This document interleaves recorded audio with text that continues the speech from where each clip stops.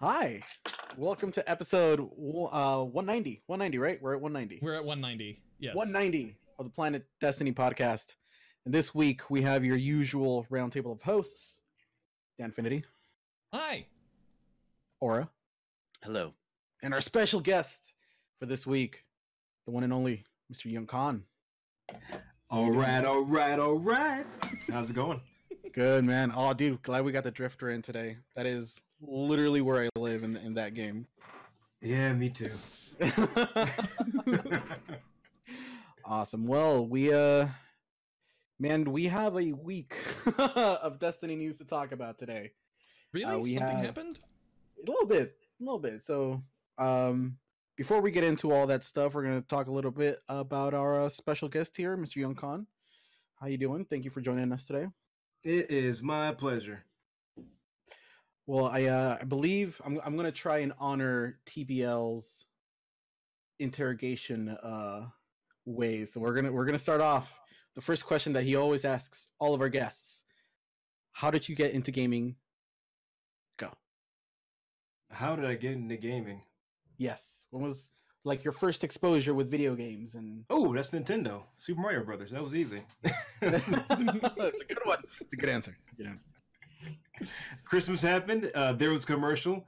I begged my mom for an NES, and somehow it happened. And there was a long line of NES cartridges, and I moved on to Sega, and kind of spiraled out of control. I think that's the good kind of spiraling out of control, if you ask me. Sega does what Nintendo don't. Remember that. Awesome. And what about Destiny? How did you get into Destiny? I downloaded the demo, I think, and I was like, this game seems pretty fun. And my friend was like, "You gonna get this game, aren't you?" I'm like, I guess so. And I think I might like it. 3,000 hours later on 2 consoles, you're like, I think I still might like it. That's awesome. Yeah, that seems to be kind of like the general way that people's like, maybe I'll like this game. I'll get it. And then, I mean, it seems pretty solid. I mean, I don't know, get to kill some stuff. And I never touched PvP until like it was time to do Thorn. Yeah, that quest was definitely rough, especially if you got it on a character that really didn't have a void subclass. Hunter. That was me. Hunter. Yeah. That's Void fusion rifle. Oof. A lot of kills. Word of Crota and the Vault of Glass, Predator's Revenge, the Vault of Glass sniper. the sniper. That's all I could do. You mean the Well, best scout Word of rifle Crota in the is game? Not a good PvP gun. Wasn't a good PvP weapon. No, Which one? not Word Word of Crota?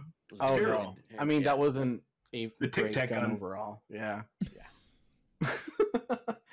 That's awesome. Well, tell us a little bit about yourself, what you do in the Destiny community, and all that good stuff. Ooh. Well, my name is Khan, and I make stuff. What kind of That's the general. I make anything until they say, "Can you make this?" I'm like, "Yeah, I can make that." And I'll spend like a few days researching it, and then I'll make it. I have a voracious appetite to create things. That's all I do all day, like probably 9 to 12 hours a day. Ooh, yeah, Keep it that's offline. so do you do like artwork, you're an illustrator? Illustrator, graphic designer, animator.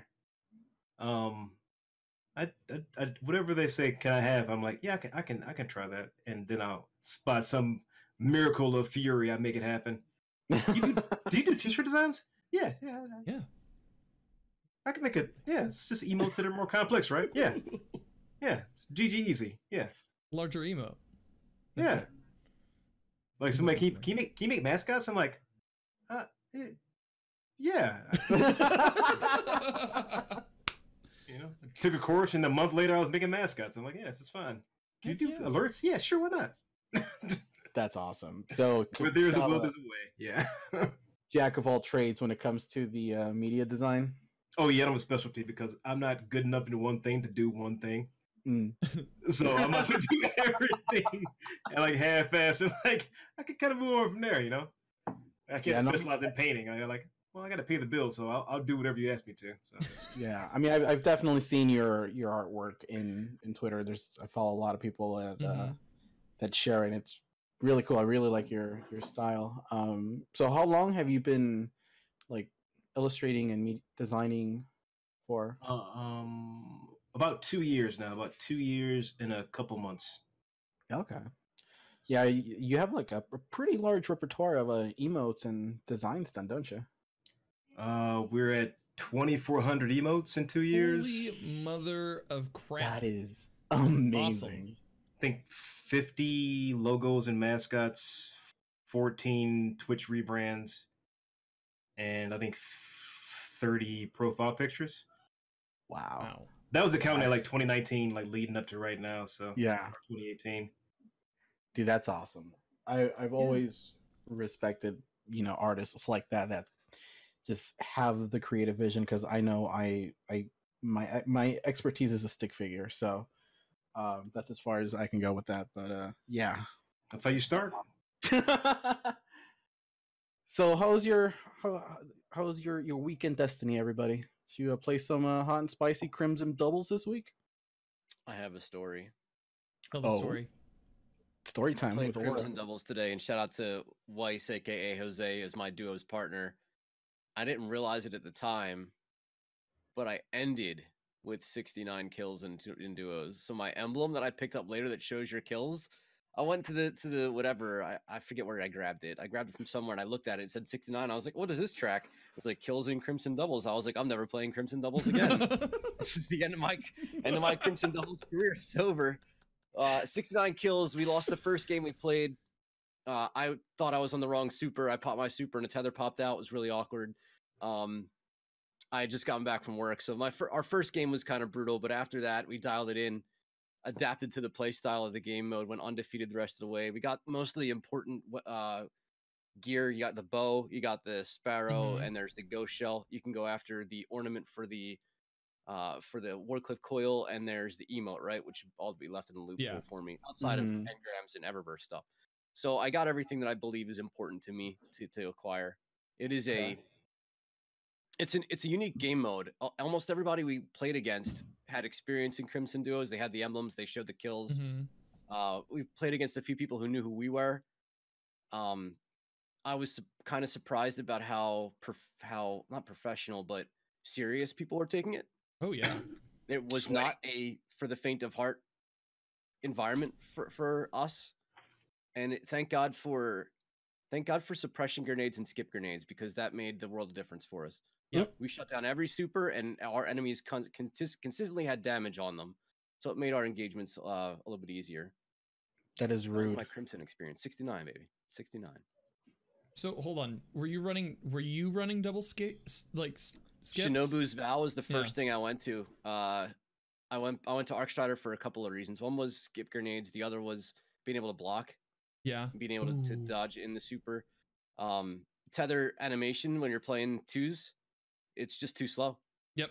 People are able to get out of the way. People are able to counter way too easily versus when you're playing in the sixes environment. So and Gwiz and everybody runs away. Golden Gun. They would just run away from Goldie, so I was like, run away from my skip grenades. They'll find you. They'll follow you home. They'll track you until you stop breathing. So relentless.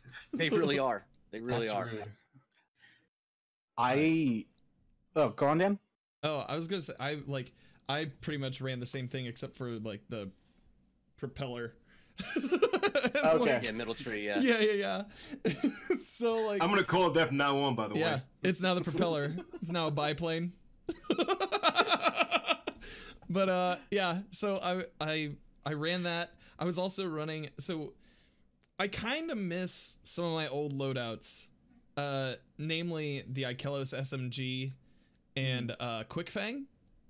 And so I played a lot with that this week and kind of like found my niche with it. Now, it wasn't a winner every time. Right. It definitely had its place. Yeah. But I found a kinetic to go with that play style, and it's like the bygones for your like long to mid, and then the SMG for up close, double skips when you're like down a hallway and you see somebody poke their head out and you're like, hey, here, I want you to eat this. Take a And, couple of like, these. Yeah, exactly. Take 2 of these and I'll see you in the kill feed. And like that was a lot of fun. And today Joe King and I, after we ran a raid to get 2 people their first clears ever in Destiny 2, and then we ran 3 matches and didn't drop one. It was a sweaty match, like few matches, but we didn't drop one, and it was awesome. Like I feel like that for me is like the perfect team mode where it's just one other person, and neither one's really carrying. Everybody's kind of pulling their weight and deciding where to go. So it's kind of neat. That's pretty cool. I didn't spend too much time in it. I have a friend, Amy, who was insistent that she wanted to play because she wanted the bow so she can get the hoodie. And I'm one of the few people that she plays with on PS4, so I was like, all right, I'll go on PS4 and we'll do the thing.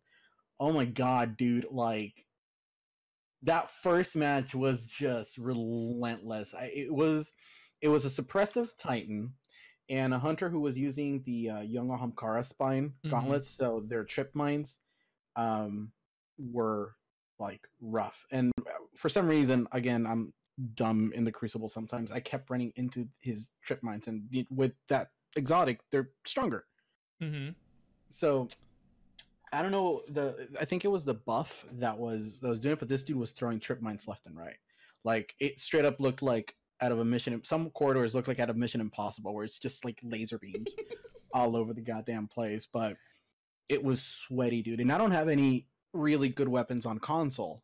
Like I think I was running a West of Sunfall, an Erentil, and tractor cannon.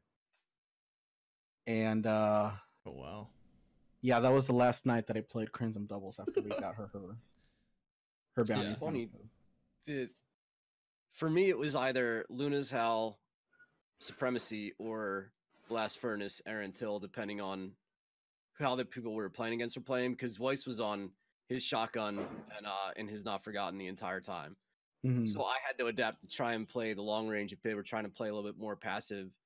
So I can't use a shotgun on a hunter. I don't have the maneuverability, the ability to close gaps quickly like I do on a Titan. Yeah, shotguns are useless to me. So the Erentil worked really, really well for me against people who were trying to shotgun because they got torn down before they got to me. The Erentil is such a good fusion rifle, dude. Boys. I love the Erentil. I take that into Gambit all the time. Khan, do you play any Crimson Doubles? Oh yeah, I played some. I think that's all the gaming I did this week was Crimson Doubles. How'd you My find loadout is nothing. Well, the first day I played, I won like 7 out of 8 matches running solo. Nice. But I played. Solo. I only play. Yeah, I'll play at weird times. I was beating teams. We were beating teams too. It was just like, but I played pretty aggressive. But I don't use only exotic I use is my knucklehead radar, and my hand cannon is the Gambit hand cannon, and The Trust. I run Trust. Trust is so good. Trust, and I run the sidearm Smuggler's Word with full auto and the Rampage.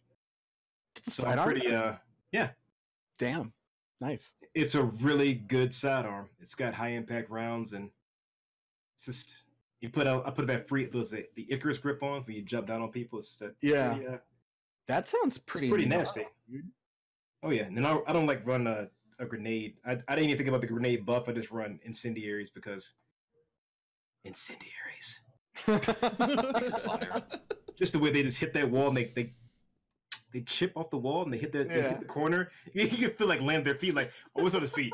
It's on his feet. Boom. 120, 120, 120. He's burning out. He's done. He's done. So that's my loadout. Gotta get that bank shot. Oh, I'm like Kobe all day. It's like just a little to the left. You gotta have fun. I mean, skip grenades are cool. Yeah. But they do the job for you. I'm like, no, I just need a little bit of extra. I'm gonna drive that nail in. You can't blame the guy for like the skip grenade. Oh, maybe a skip grenades. He's just using that exotic. He was incendiary. You're like, yeah, he got me pretty good. We got a Burn. couple of messages saying that skip grenades have made me hate my life today. We got a Ah, few of that's those at the end of the rude. game. But They follow you. There's nothing you can Yeah. do about it. right, but You can't stop it.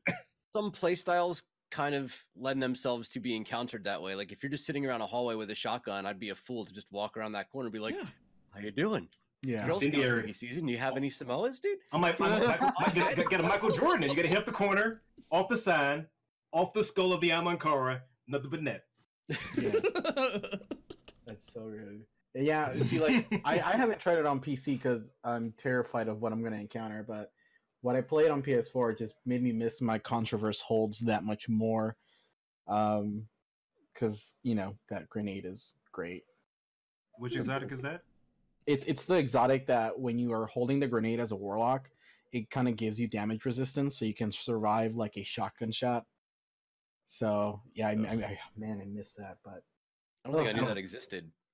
yeah, I'm a warlock, so it's I don't know.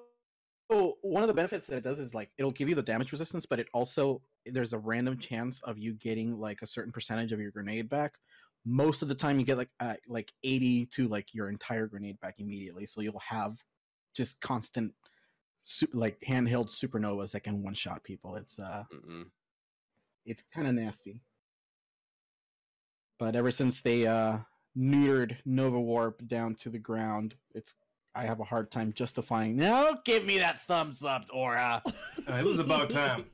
Look, 2 thumbs up. If I had more thumbs, you'd get all of It them. was I'd give needed. you all of the thumbs. look, it was needed. thank you, sure. Con. The range Ugh.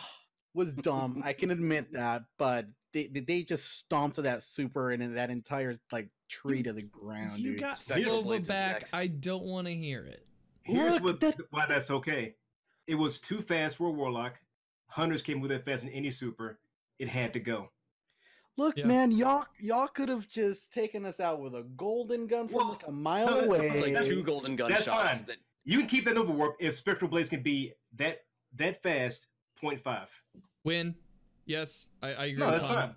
That's even. That's even. Agree. all 'Cause you- supers should be you ridiculous, can't- or all supers should be nerfed to hell. There's You too much can't- imbalance. You can't like cover so much ground as a Nova Warp and like your Spectral Blades can't catch up on anybody. You're chasing them down. That's Well, not it's making fine, sense. but That like- sucks. If I'm chasing you like half the map, the increase in super usage when you're casting the thing, I can get behind that, and the decrease in armor, sure, but getting your health back.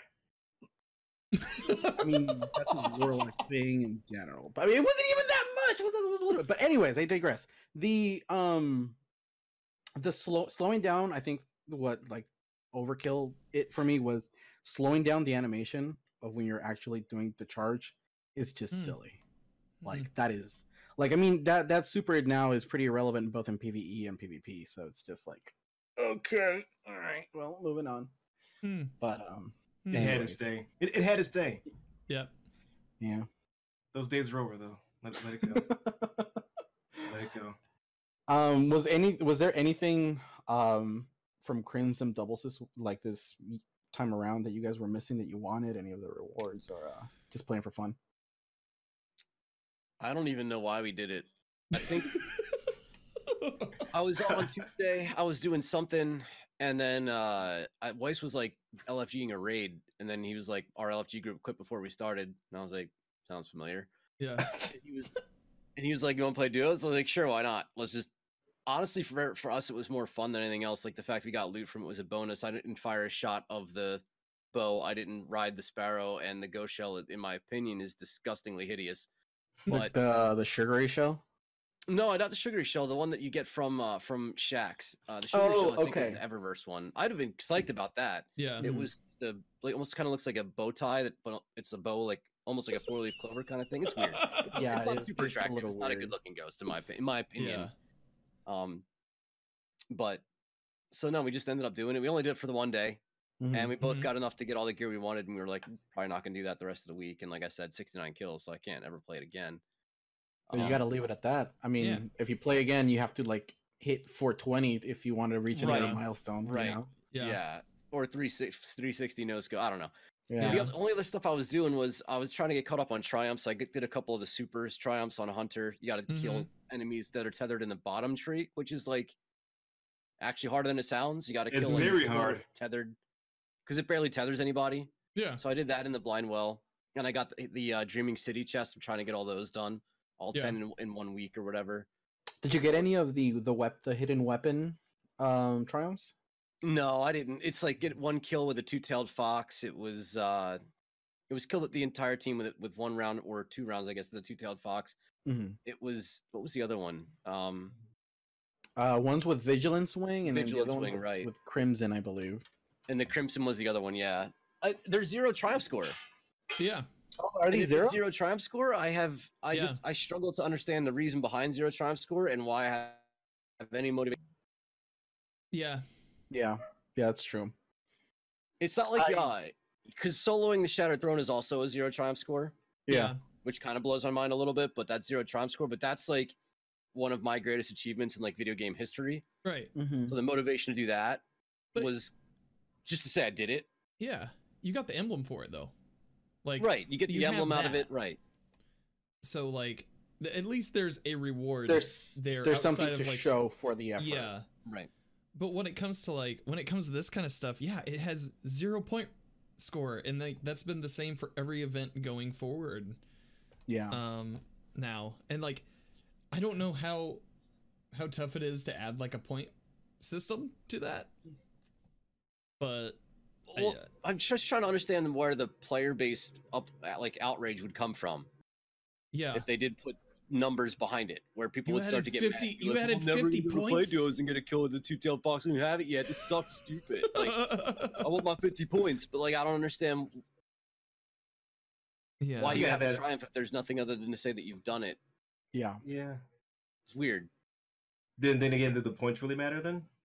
What's that? Do the points really? Like, does the number matter then? it's whose line is it anyway? Well, I think when you look at the triumph score for itself, and you've got something where it's like kill 50 enemies with a spike grenade, and you go to the blind well and you do it in 15 minutes, and it's like you get 50 points for that, and you go and solo the Shattered Throne, you get 0. And it's like the difficulty scale is a little bit inverse proportion to actual points mattering.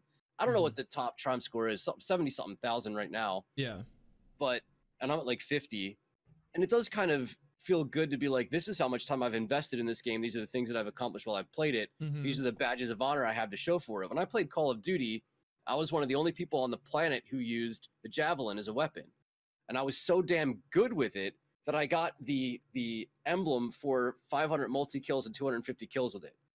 And it took Mhm. like 3 months to do. I was one of the only people who had it though. So being able Yeah. to show what I've accomplished in game to anybody who sees me is kind of neat.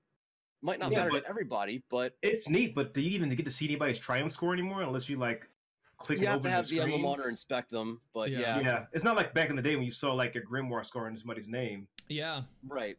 Like that was so much like more visually satisfying. Like this guy's got a 2,000 grimoire score. dude, he found all the ghosts. All the ghosts. Right. On which I have all the ghosts, by the way. Yeah, get 'em all. congratulations. Yeah, thanks, man. See, I played a lot of Crimson Doubles this week. I solo queued on Xbox while editing last week's episode Good God, why? because I was like, I need the bow so that my character on Xbox cannot like be a 620 anymore. Now it's 630. I'm getting better drops. It's like it's a good way to move forward without really grinding out too much on it. And yeah, so I did that earlier this week. I got the bow on PlayStation, and then I've just been playing it for fun. Like, it's been interesting. This is I wasn't like looking forward to this event. Mhm. Because like personally, I've been kind of struggling with making content for Destiny for probably like the past week and a half, like trying to find any like way into it. Yeah. And this week I don't know what it was, but it just clicked and I was like, okay, yeah, let's just go have fun. Let's go like do raid Sherpas and stuff like that and have like make this game about like helping people rather than my personal stuff. Like Yeah. last week we were talking about the carrots to chase, and now it's like it's other people's carrots that I'm chasing, which is weird. I mean, I still need help, so yeah, I understand. Yeah, dude, Call me. There was a cutscene that involved a carrot in Anthem that made me very uncomfortable. I don't know if Nem knows what I'm talking about. Might not have been a carrot, but y'all didn't do it. You sit at the table and this dude's eating. You can't. I couldn't skip it. I actually couldn't skip it. It wouldn't let me skip the cutscene. I don't think This man I don't took the think entire carrot, Huh. the whole thing. I don't I'm just remember saying. that. What, I don't know if what I don't is know if that's a Anthem side rated mission. again? I don't know if that's a side mission. I feel like I need to YouTube this clip. I'm not sure what he's talking about, but I'm intrigued. Oh yeah. Yeah. Okay, I know exactly what you're talking about. Yeah. Yeah. That was Yeah. gross. Yeah, I wasn't Okay. a fan. All right. Well, Well, Anyway, I'm glad Dan, we're about all the being carrots as you were not vague as eating possible in the game here. of Anthem.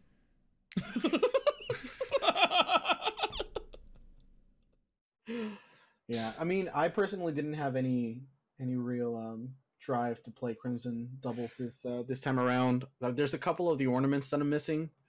I think it's the Wordcliff Coil one, which I'm not gonna get, because that requires playing, and the Prism for Prometheus Lens. But other than that, I have no reason to play it, honestly. Like I'm currently finding it hard to play Destiny alone as it is. Really the only times I play now is just when somebody's like, hey, I'm gonna do Gambit, you want to come with? I'm like, yeah. Gambit. So yeah, that's really it. Like I even had a Pyro Gaming the other day ask me if I wanted to raid with him, and I was like, Anthem is out, dude, so like maybe next time or next season when I get back on this game, when I must be a real masochist because I just solo queue comp all the time. Jesus, Oof. dude. So let me just ask you, why? I like to play. Comp alone? Yeah, You are I'm not a like- madman. like a 1700 score that I started playing like Sheesh. a month ago. All solo queue? Yeah, Damn. Oh, sorry. Are you going for Lunas or just playing comp Lunas, for fun? just Lunas. Lunas. Okay, I that's got, cool. I got all the triumphs done except for like you got to hit 2100. Mhm. Yeah. So, I Damn. mean, I mean, props to you for going into comp solo and getting up to 1700. that's That's fun.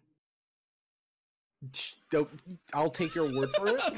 This- I can't. I don't know. If I you have like Lunas, start but- sweating in like the PvP, it's kind of like you're just playing quick play, except for you got less lives. yeah. Yeah. Oh yeah. I mean, I don't know. I find it very relaxing. This man's probably pub Of stomping. all over words there. I would pick to describe solo queue comp, relaxing would be at the very bottom last word that I would pick coming out of.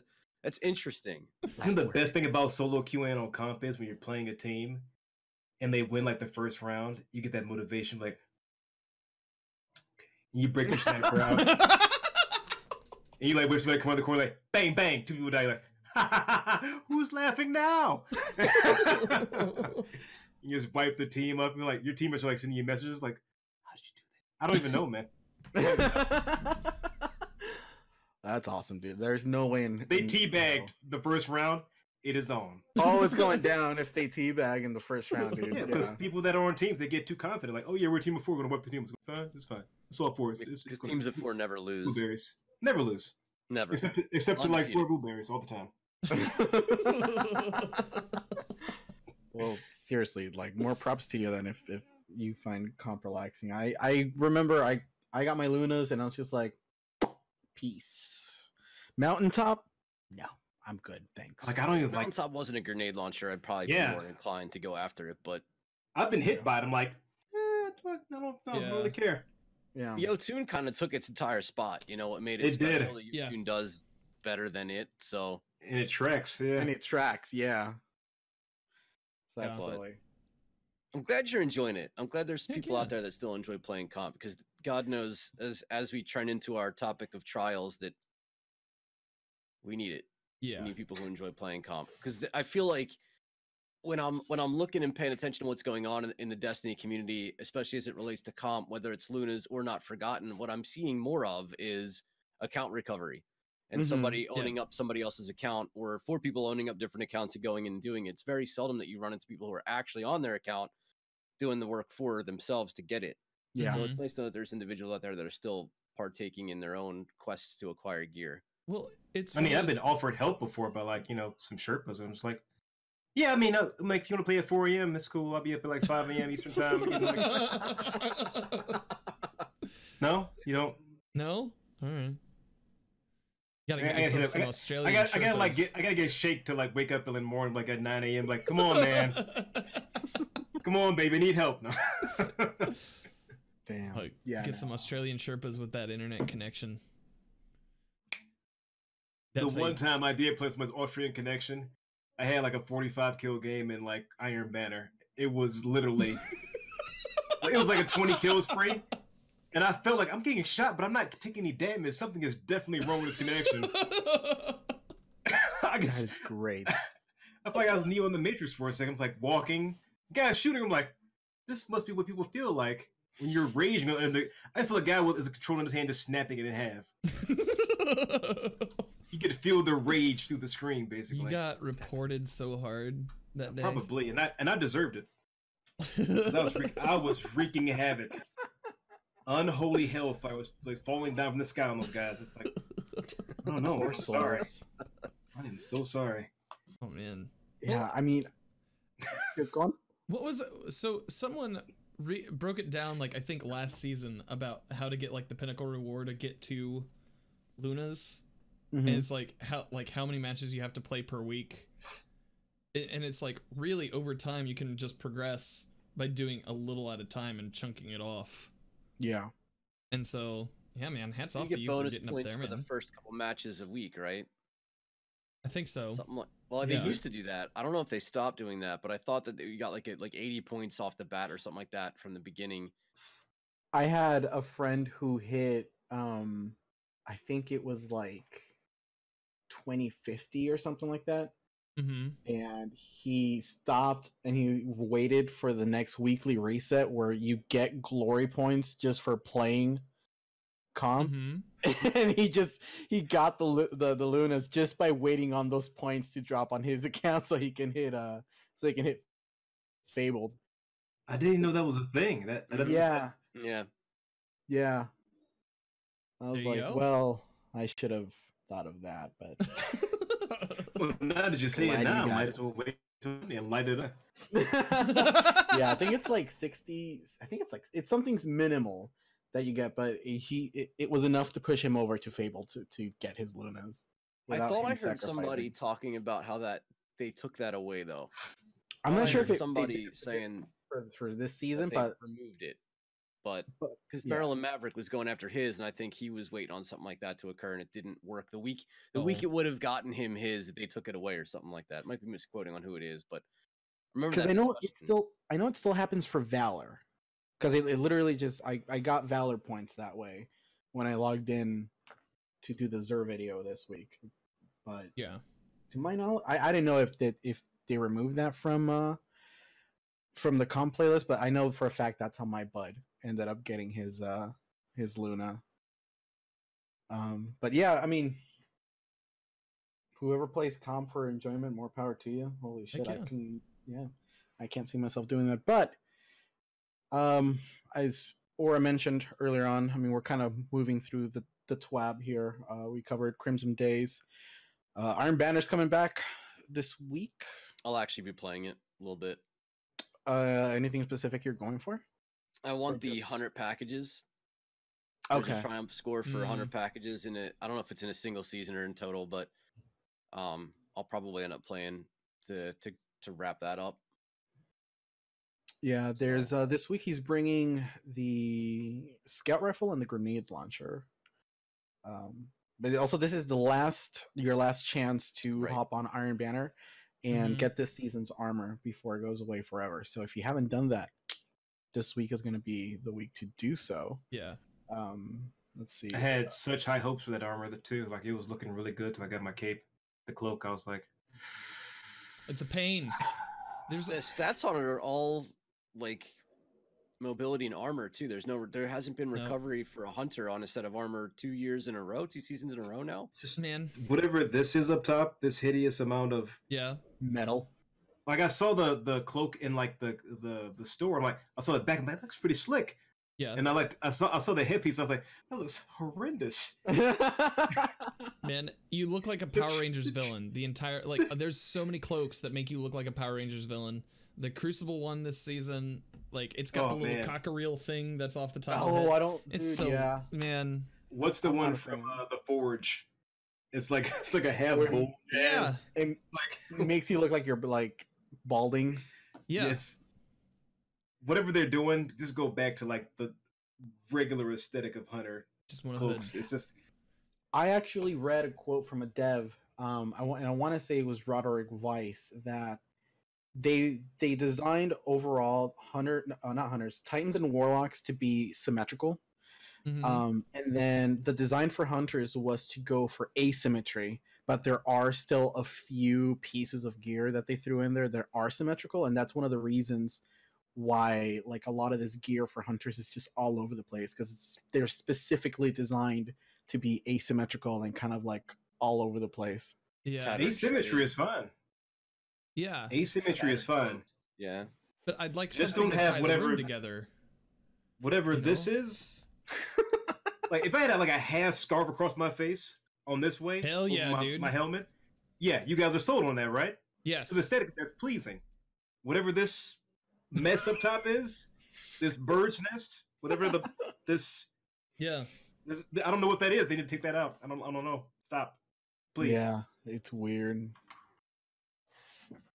But anyway, so along with the TWAB Iron Banner coming this season, last one. So if you don't have the armor, play some Iron Banner, pick it up if you so wish. Mhm. Personally, I think this was the better of the Iron Banner armor set that there's been so far in D2. Yeah.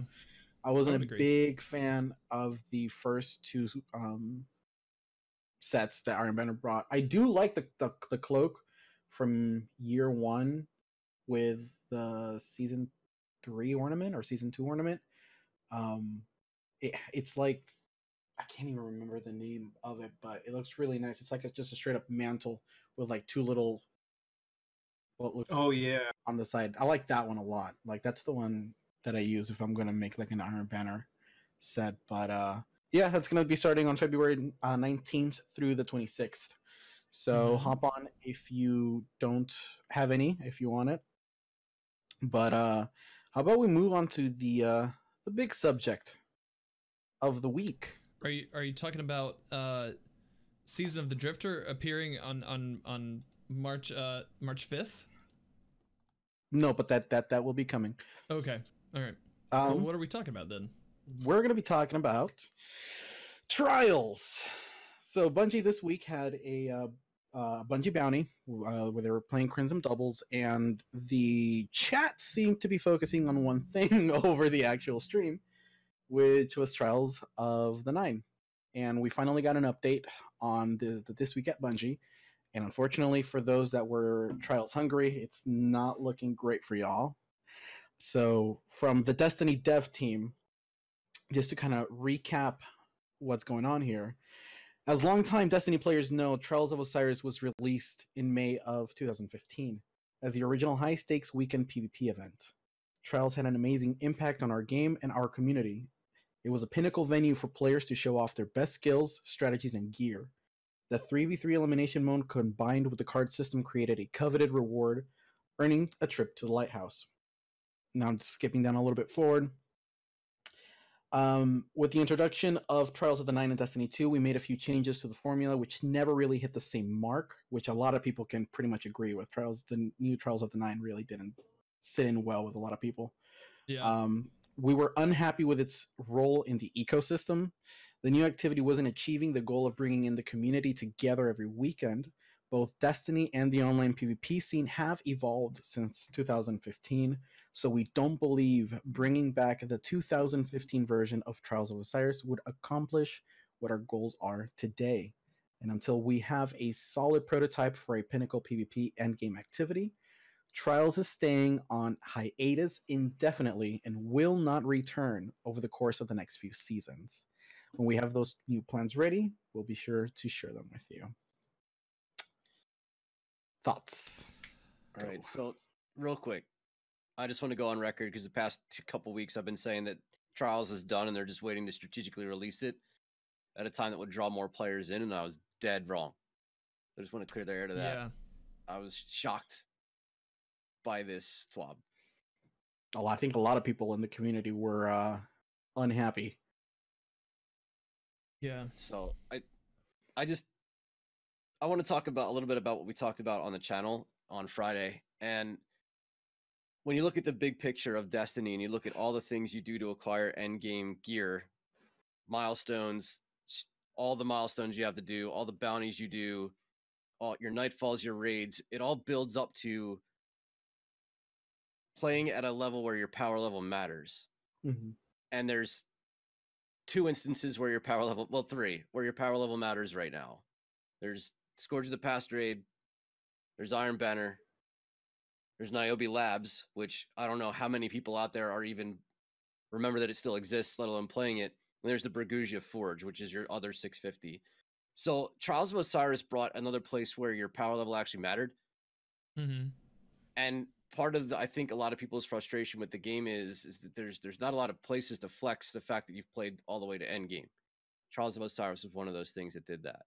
Another thing that Trials of Osiris did that Comp doesn't do is, from a content creator's perspective on Twitch, it actually brought people together. Very often you would have streamer versus streamer with their person they were helping, versus person they were helping. And it was like, yo, dude, I've got a Mercy. You're my buddy. I'm going to back out for you guys to give you the free win. And then the person, they would all go to each other's channels and be like, yo, thank you so much for helping, Tommy go flawless. He's never been flawless before. This is so amazing. Of course, there's people who didn't get along, but the vast majority of times you saw camaraderie in trying to help people get to this end game activity, much the same you would for people who are trying to Sherpa raids. Mm-hmm. In Comp, it's the exact opposite. There's no benefit to backing out for your bud and giving them a free win because the loss penalties are so incredibly, the win streak is so incredibly important in trying to acquire and not forgotten. Mm-hmm. So I think the biggest reason why this is so upsetting is because the state of Comp, in my mind. I think it almost has less to do with Trials than it does to do with Comp, because Trials had its own set of armor and weapons, its own loot pool to pull from, with its own bounties, with its own vendor. Comp has the same loot pool as Quick Play. Yeah. So from a looter shooter perspective, there's, I don't know. Am I making sense in where Absolutely. my thoughts are and the impact that it has within the community? Mm-hmm. And part of the reason why it not coming back for the foreseeable future is an issue. And everyone's like, dude, it hasn't been here for 3 months. Doesn't matter. I forgot it existed, blah, blah, blah. Trials was one of the go-to entertainment value pieces for this game for months, if not a calendar year. It's what carried Destiny through the drought between House of Wolves and Taken King. Without question, at least from a content creation standpoint. I don't know about player base. I don't have the numbers to talk about pings. Yeah, on a Twitch sense. Right. So it not coming back is a little deflating. Mm-hmm. When you look at possible reasons why, I don't know what they mean by we don't think what worked initially would work now. First of all, the last version of Trials we played wasn't from 2015. Mm-hmm. 2017 was the last time we played Trials of Osiris. So when they reference that original point, I don't think that's entirely accurate. Wait, hold up. Because it was 2017 was the last time you could go to the lighthouse. I forget what the date was. Like August. I think they were talking about the first iteration of it. Like they're referring to Trials of Osiris. Right, which stopped in 2017, right? But it started in 2015. That's what they're. Right. That's what when they talked. Right, when they're talking about the first version of it, it evolved over the past 2 years of Destiny 1 content. So, I mean, we got to a point where it was icebreakers and sidearms because you didn't have special ammo. Versus when you started, it was you had the whole weapon economy system. Yeah. Other things that kind of go on now, especially with Comp, is like DDoS has almost become more rampant than it's ever been. Mm-hmm. Mm-hmm. Account recoveries are more rampant than they've ever been. But wouldn't that translate over to Trials as well? 100%. Which might be part of the reason why Bungie's like, maybe this isn't a good idea that we implement it, because it's already an issue that we're struggling to keep up with. I'm just trying to think of reasons that they could see and be like, this is why, here's the reasons why it's a good idea. Its own loot pool, its power level matters, pinnacle rewards. Here's why it's a bad idea. People are DDoSing the hell out of everybody. We can hardly keep up with our bans. People are just changing IPs to get around the bans anyway. Yeah. So I think one of the biggest things, and this is something that TBL said, and since he's not here, I'm going to quote him for you guys. Is one of the last sentences in that description, where the Bungie dev team says that bringing back the 2015 version of Trials of Osiris would accomplish what our goals are today. What are their goals today? Like, that's something that we haven't heard from the Crucible dev team in a while. Ever since, I think the last thing that we heard from them was, "Hey, we're nerfing heavy ammo in comp a bit." That was it. We don't know what they're looking to evolve Trials into. Like, we don't know what their design goal is. Which again, it doesn't make sense in the sense where it's like, well, why wouldn't 3v3 elimination just kind of work now? You know, Could be the meta too. You know, Yeah. Not Forgotten and Lunasal kind of rules the roost from a hand cannon perspective. Imagine just playing cards and cards and cards of nobody who's willing to break the meta, because Yeah. when it comes down to threes, and even when it came down to playing Crimson doubles, I am a pulse rifle, fusion rifle player. And that I can only play that way for a handful of matches if I wanted to win, because it wasn't competitive enough at the level and the engagements in which I was encountering. I had to run sniper pan cannon. but even I I had to be think able to lane and pick people off. even now though, I think in a Crucible state-wise, both meta and economy, I think we're better off than how it ended up in D1. Because I mean, D1, like, you ended with sticky grenades consistently and just icebreaker and sidearm, as opposed to now you do have a little bit more of a variety. And of course, you're going to see people running they're not forgottens, but it's not like that's the only way to win nowadays. You know, you do have selections of different things that you can use, as opposed to, you know, how Trials end, or how PvP in general ended in Destiny 1. Well, when I played Trials, when it came back, I didn't find it enjoyable at all. No. Mhm. No, the first few months when it came back, I was like, and then I saw the weapons you got. I would just get them in my mailbox, and I'm like, My right, clan the box, original yeah. clan system. does that just take this and okay, we're done here. I'll win. When I first played Trials, me and my friends played 12 to 15 matches, and we lost every single match. The first round, we never got past. We didn't get one win, and I was like, and you see the guns, you're like, but I got the guns already. Yeah. And you see the armor, I'm like, this armor isn't that cool. Like the whole aesthetic of the Trials of 9 armor, I was like, It's kind of vaporwavy. yeah, I don't know. I like the Trials of Osiris aesthetic because it was like, I'm all about the way things look. Maybe it's the arts to me. I just find it, things visually pleasing. I want to have it. Like, I didn't have a Warlock in D1. I was like, I need that Warlock helmet for Trials of Osiris. The Anubis one. You know it. Yeah. And I don't know what, it doesn't matter what I was doing. I always had the helmet on. But when it came back, I was like, I don't really find great joy in this activity. And I don't stream video games. I'm not a Trials, or Destiny streamer. Mhm. So it wouldn't be an issue of me, like, trying to bring the community closer to my channel by, helping them fail horribly at Trials. So that's not my angle. I just didn't find it. I was just like, this is not fun. And Yeah. like, you got like the detonation, the comp stuff. I was like, I don't like trying this hard.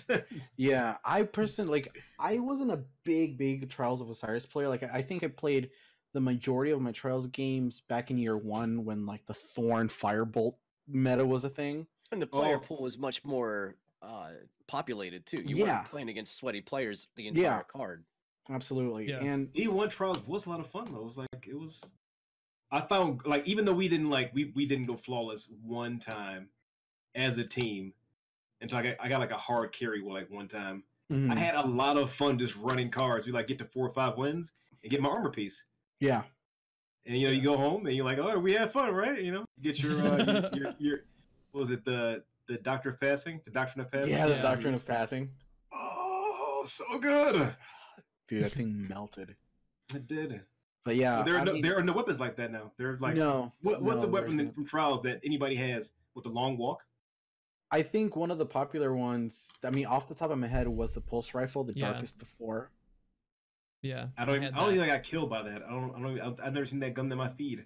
Yeah, I mean, That's it's how a long ago it solid was. pulse rifle. It's a solid Yeah. pulse rifle, though. I know that's something that a lot of people were chasing, but no, I'm with you. Like the whole aesthetic of the Trials of the Nine versus Trials of Osiris, I wasn't feeling either.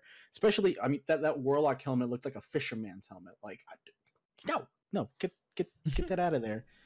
The social space was not super Compelling? great either. It was The Planet of Salt. yeah. The Dali painting in the background that's moving. It's like a Dali like live action like painting behind Yeah. it. Yeah. It just it was all vaporwave. You could look it up on YouTube and like you see the same aesthetics everywhere. But like, Mhm. If it had sandworms, I would have been more into it. oh dude, yeah. If Total Dune thing going Action on, that would be going on. awesome. Oh But- man, if you get blue eyes for like going flawless, I would Yeah. definitely would have played Trials a lot more. You talking about That'd like been those dudes from the nuts. movie Tremors, like those weird. No, you never seen Dune? Dune, dude. The sandworms? The worms Oh, of Arrakis? buddy. I have to go, chat. I think we're Or gonna have we to are wrap not it. friends anymore. Unfollowed, unsubbed.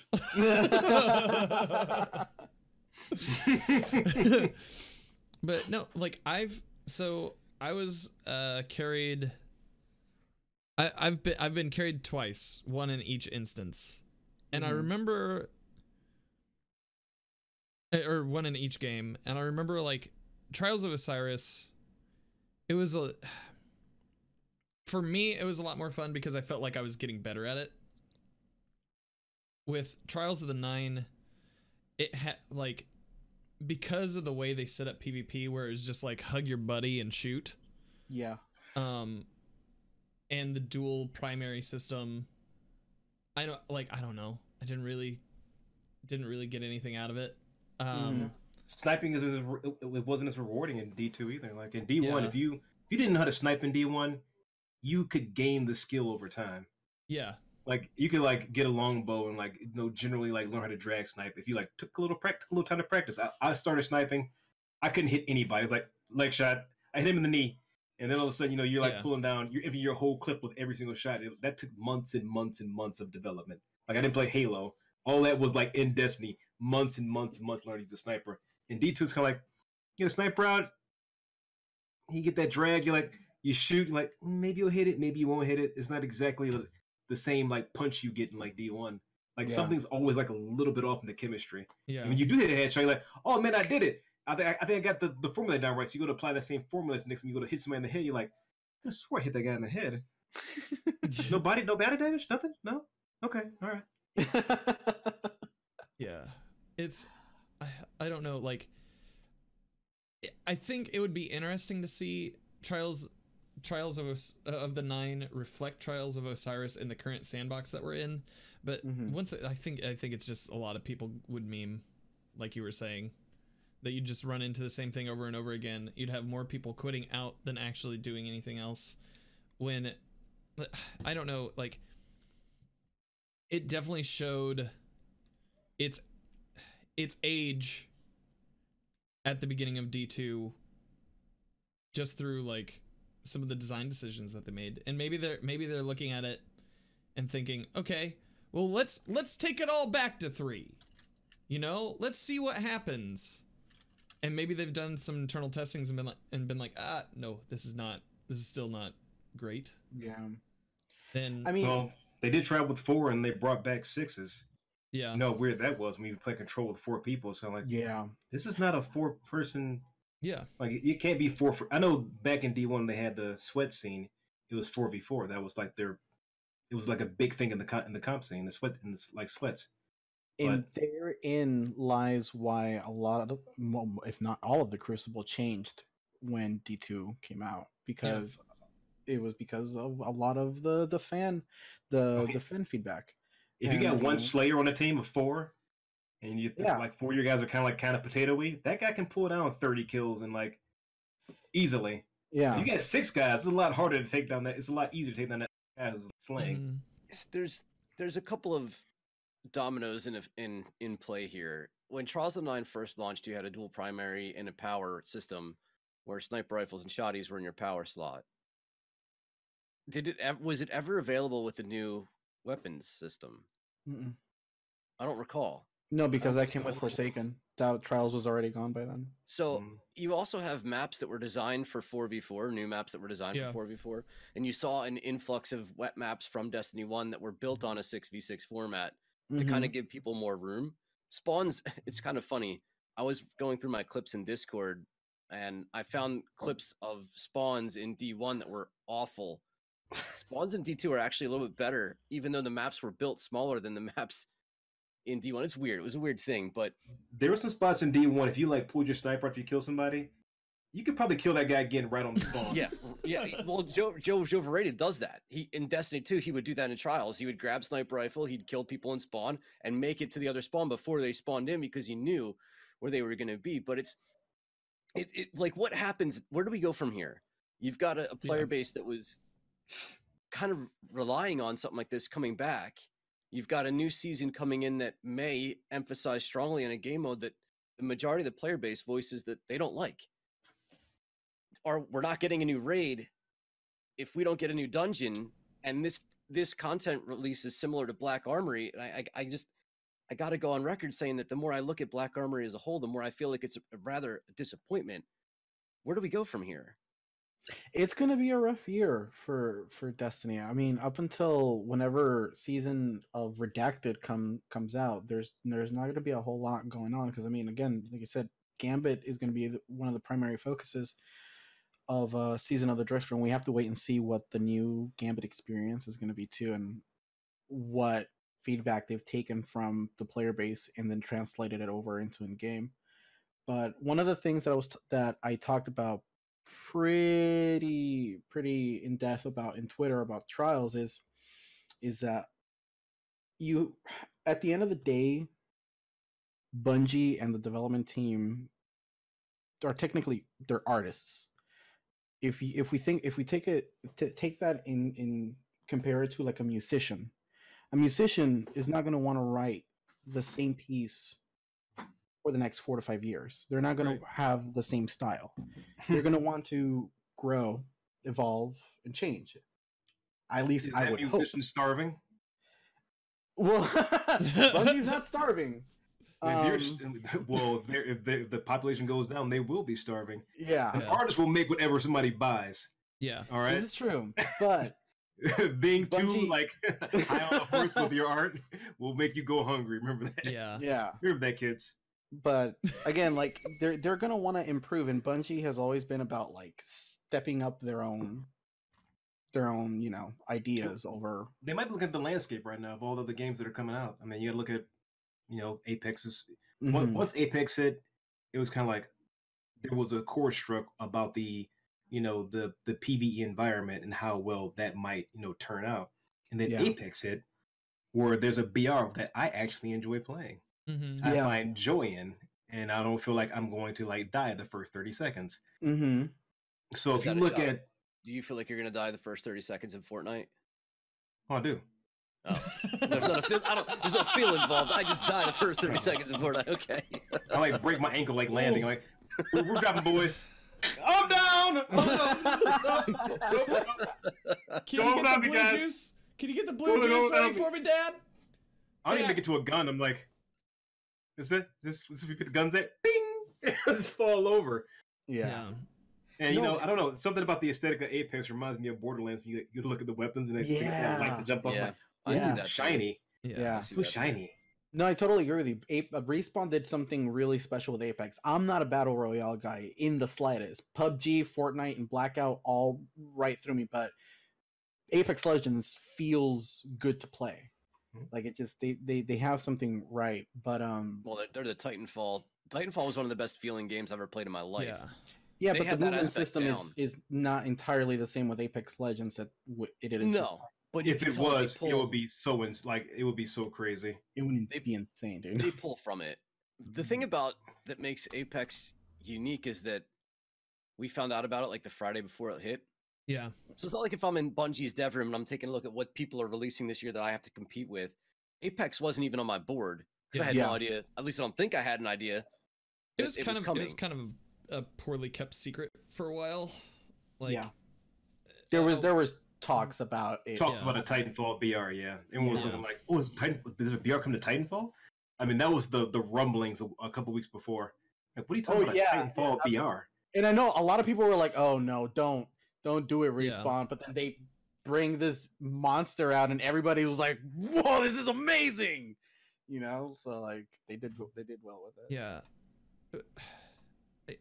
It just, I don't know. Maybe they're kind of looking at the scene where it is right now. Maybe they're seeing that other games are kind of filling the gap that they held for so long, and they are like taking kind of a backseat. Think of like what's going on in the greater like gaming sphere as well. Yeah. Like Sony is backing out of E3, right? Yeah. And that allows other things to take prominence. Maybe Sony shows up and drops a bomb that's bigger than anything we've seen in like the next year about the next generation of their console.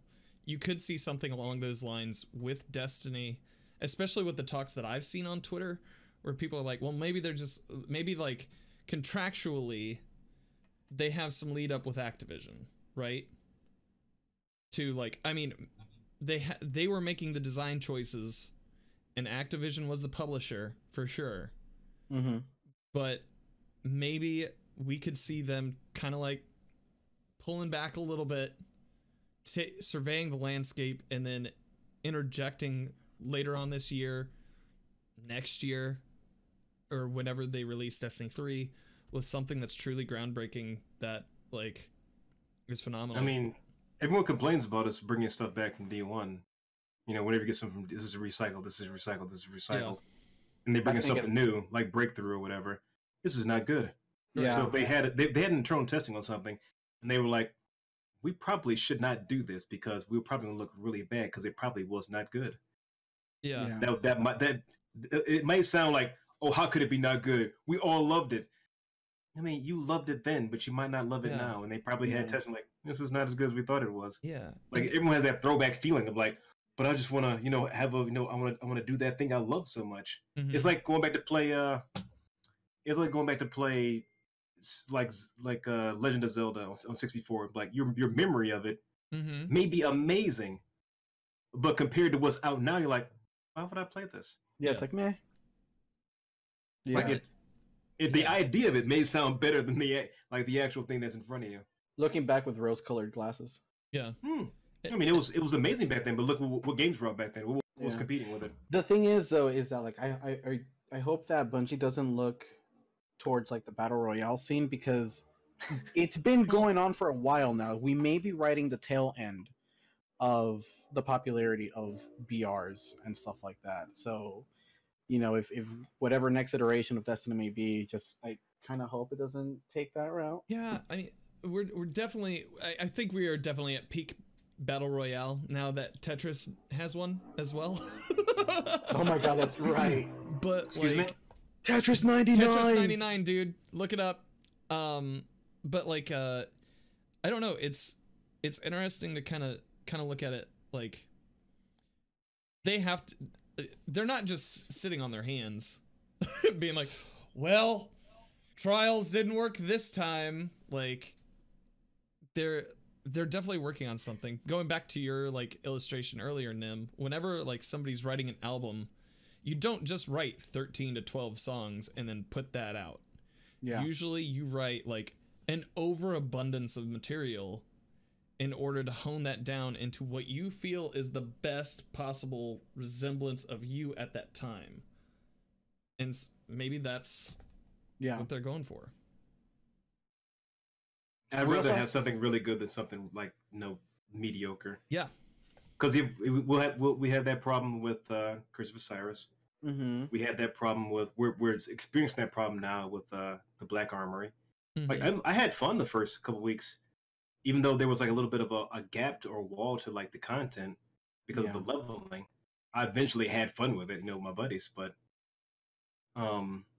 when they decide not to do something, I think it's usually for the better. Yeah. Because I would. There's no way I would I would put out something that wouldn't like benefit me in the long run. Like I wouldn't like turn out some like mediocre like, oh yeah, here's your emotes. There's a circle with a happy face. There you go. There. Yeah. What is this? I paid money for this. Well, come back next week, man. It'd be better. I don't know. You can't do that. Yeah. You can't churn out content that's going to be. It might even get looked over because you think Yeah. about we talked about the upcoming game schedule with everything that's coming out in the next like 3 months is going to be nuts. It's Mhm. going to be bananas. And if if I'm you put out, Bungie, I just don't know how I sit in an office and be like, I'm okay with taking a back seat to my competitors. well, they've been in just it for the don't- long run. These are all newer games. They're running a longer and longer race. Yeah, I Like- don't disagree with you there. Division 2 is not a new game, Hmm? although Anthem is. Yeah. But at the same token, I'm afraid. Am I pulling resources out of content that people have already paid for and they're going to be unhappy with, so that in September or January of 2020, I can hit them with something uber special and bring all their trust back? There's already people, and I get reminded of this on my Twitter feed and in chat, who come in and like, you're the only reason I'm watching you right now is because I love you. I hate this game, and I don't want to give Bungie another dollar of my money ever again, because I'm so I am so scorned by what they've done. Humble And- brag. Part of me kind of calls BS on that. Like, you're just mad right now. Like, you got put in timeout and you're mad at Papa Dukes for Mhm. putting in timeout, and afterwards you're gonna come back and hug it out and whatnot. But like, when you look at their people's activities, and I look at my following lists on Twitch, it's pretty obvious that the tides are changing. And if I'm in business of this, every second somebody spends playing another game is a second that I spend possibly losing somebody as a consumer for the Yeah. foreseeable future. And Destiny 2 was supposed to draw an entirely new player base on the PC side of things, not turn console players into PC players, which is what has majorly happened, Mhm. right? Yeah. So now I've got a third avenue at which to game that I'm not pulling that revenue in from. I don't have time to sit and wait. I don't have time to wait to get it together. I just Yeah. so don't- I just don't believe that. And I'm Black Armory, man. Yeah. As uncomfortable as it was to call Forge's endgame to give us a raid, and I know it's a raid, but man, and to give us something that is so incredibly unique like Niobe Labs and have next to no motivator for people to play it. Mhm. To do Niobe Labs, which is probably one of the most difficult endgame activities Yeah. in this game may have ever even seen, Yeah. and nobody does it. I haven't touched it. And I have absolutely no desire to. Yeah, maybe But the they're thing- I mean- oversaturated. They've. It's been around what? This is what, year 3, 4, 3, 4. Well, this is like 5, right? This is Five? year Year five. 5? This is 5, yeah. So we're talking about half a decade of gaming, and Where Have a they've held decade the of market. Destiny. yeah, They've this held is- everything down. it's a lot. They could be just oversaturated. Sometimes you got to recede. Sometimes you got to expand, and sometimes you got to recede. Yeah. You I can't mean- expand all the time. Like, it may be unfortunate for people that love the game. I Yeah. love the game. I still play the game. I don't think you should play the game all the time if you're not enjoying it. Yeah. Mhm. Now, if your audience wants to see you play Destiny, by all means play it. If they don't want to see you play it, don't play it. But it's been around a very, very long time. And to like innovate on that system, as we've seen in Destiny 2, is extraordinarily difficult. Yeah. It's Yes. very difficult. I agree. 100%. And So- that also lends to the question is how different the next iteration of Destiny may be. Because if their goals are different enough to where they don't want to return a tried and true form of Crucible Endgame, like how different is that reflecting already on what they're working on for the future? I mean, the current player base isn't really around for that to begin with. I mean, the amount of like Sherpas for just the guns won't cover for Trials of Osiris. There's still people like pulling 300 to 500 people just running raids. Yeah. That's to this very day. So your PvE content, that may not speak for everyone in the PvP community. The PvP community may be dwindling down Mhm. because of like other games that are out. Apex. That's not necessarily a bad thing. Yeah. It's not necessarily. I mean, it sounds like how dare you say that about Destiny? How dare you? It's okay to walk away from the well once it's getting low. You gotta let that water Yeah. fill back up a little bit. Like Absolutely. it may be uncomfortable to say, and it may be like, your feeling about it may be, a little bit rough and raw. Like they've done me wrong, they've wasted all my time. Like all that time you spent in the game is still time you enjoyed. Yeah. Just because Yeah. you're not doing it all the time doesn't mean that it's the end all be all. Hopefully, I've still got hope in them. I mean, I still have hope in the game, and I still have hope in the developers. Yeah. That next iteration may even be in Destiny 3. I'll be back for that. Yeah. Because just because Trials isn't coming back, that doesn't break my spirit over Destiny. Because I didn't come to Destiny to I play don't feel PvP. like you feel cheated. Like I don't feel But like you no, as a some player people feel do. cheated No, out of some people do. Some people feel cheated. 100%. And that's how a lot of people. That's how they made their name, was through Destiny PvP. Yeah. Your Triple Rex, your Shakes, your Ninja Noels, those guys all made their name through Destiny. Dr. And Lupo. that thing, Dr. Lupo. They And all it's moved crazy. on, and they come back and move on. It's the give and take. It's good they moved on and got bigger and experienced more things. But you can't keep coming to the Destiny world and keep trying to pull water out of it. Week after week after week, it's going to be After very, it's very capped difficult. out. Yeah, I mean, and it's crazy too, because in Destiny, first and foremost, is a PvE game with a side of PvP that grew, and there was talks on Twitter and chat. Don't freak out because it'll never happen. It was just a what if conversation. But there was a what if conversation going on. Is that what if going forward, there was no PvP and whatnot.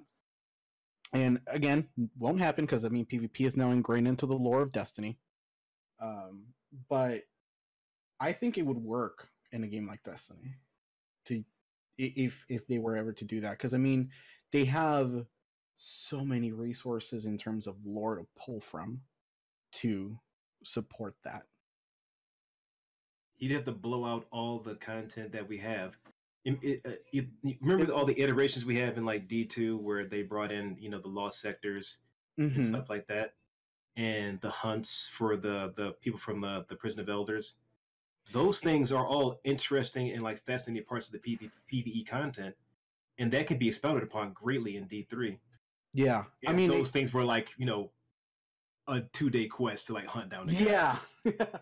It would definitely have to be a WoW sized game, where raids in WoW take a week to complete in order for Destiny to, be able to support itself without PvP. Because again, PvP was an integral part of Destiny's life cycle throughout Destiny 1. Not so much. Wouldn't you be getting rid of the console community if you moved that to how would it actually be able to handle?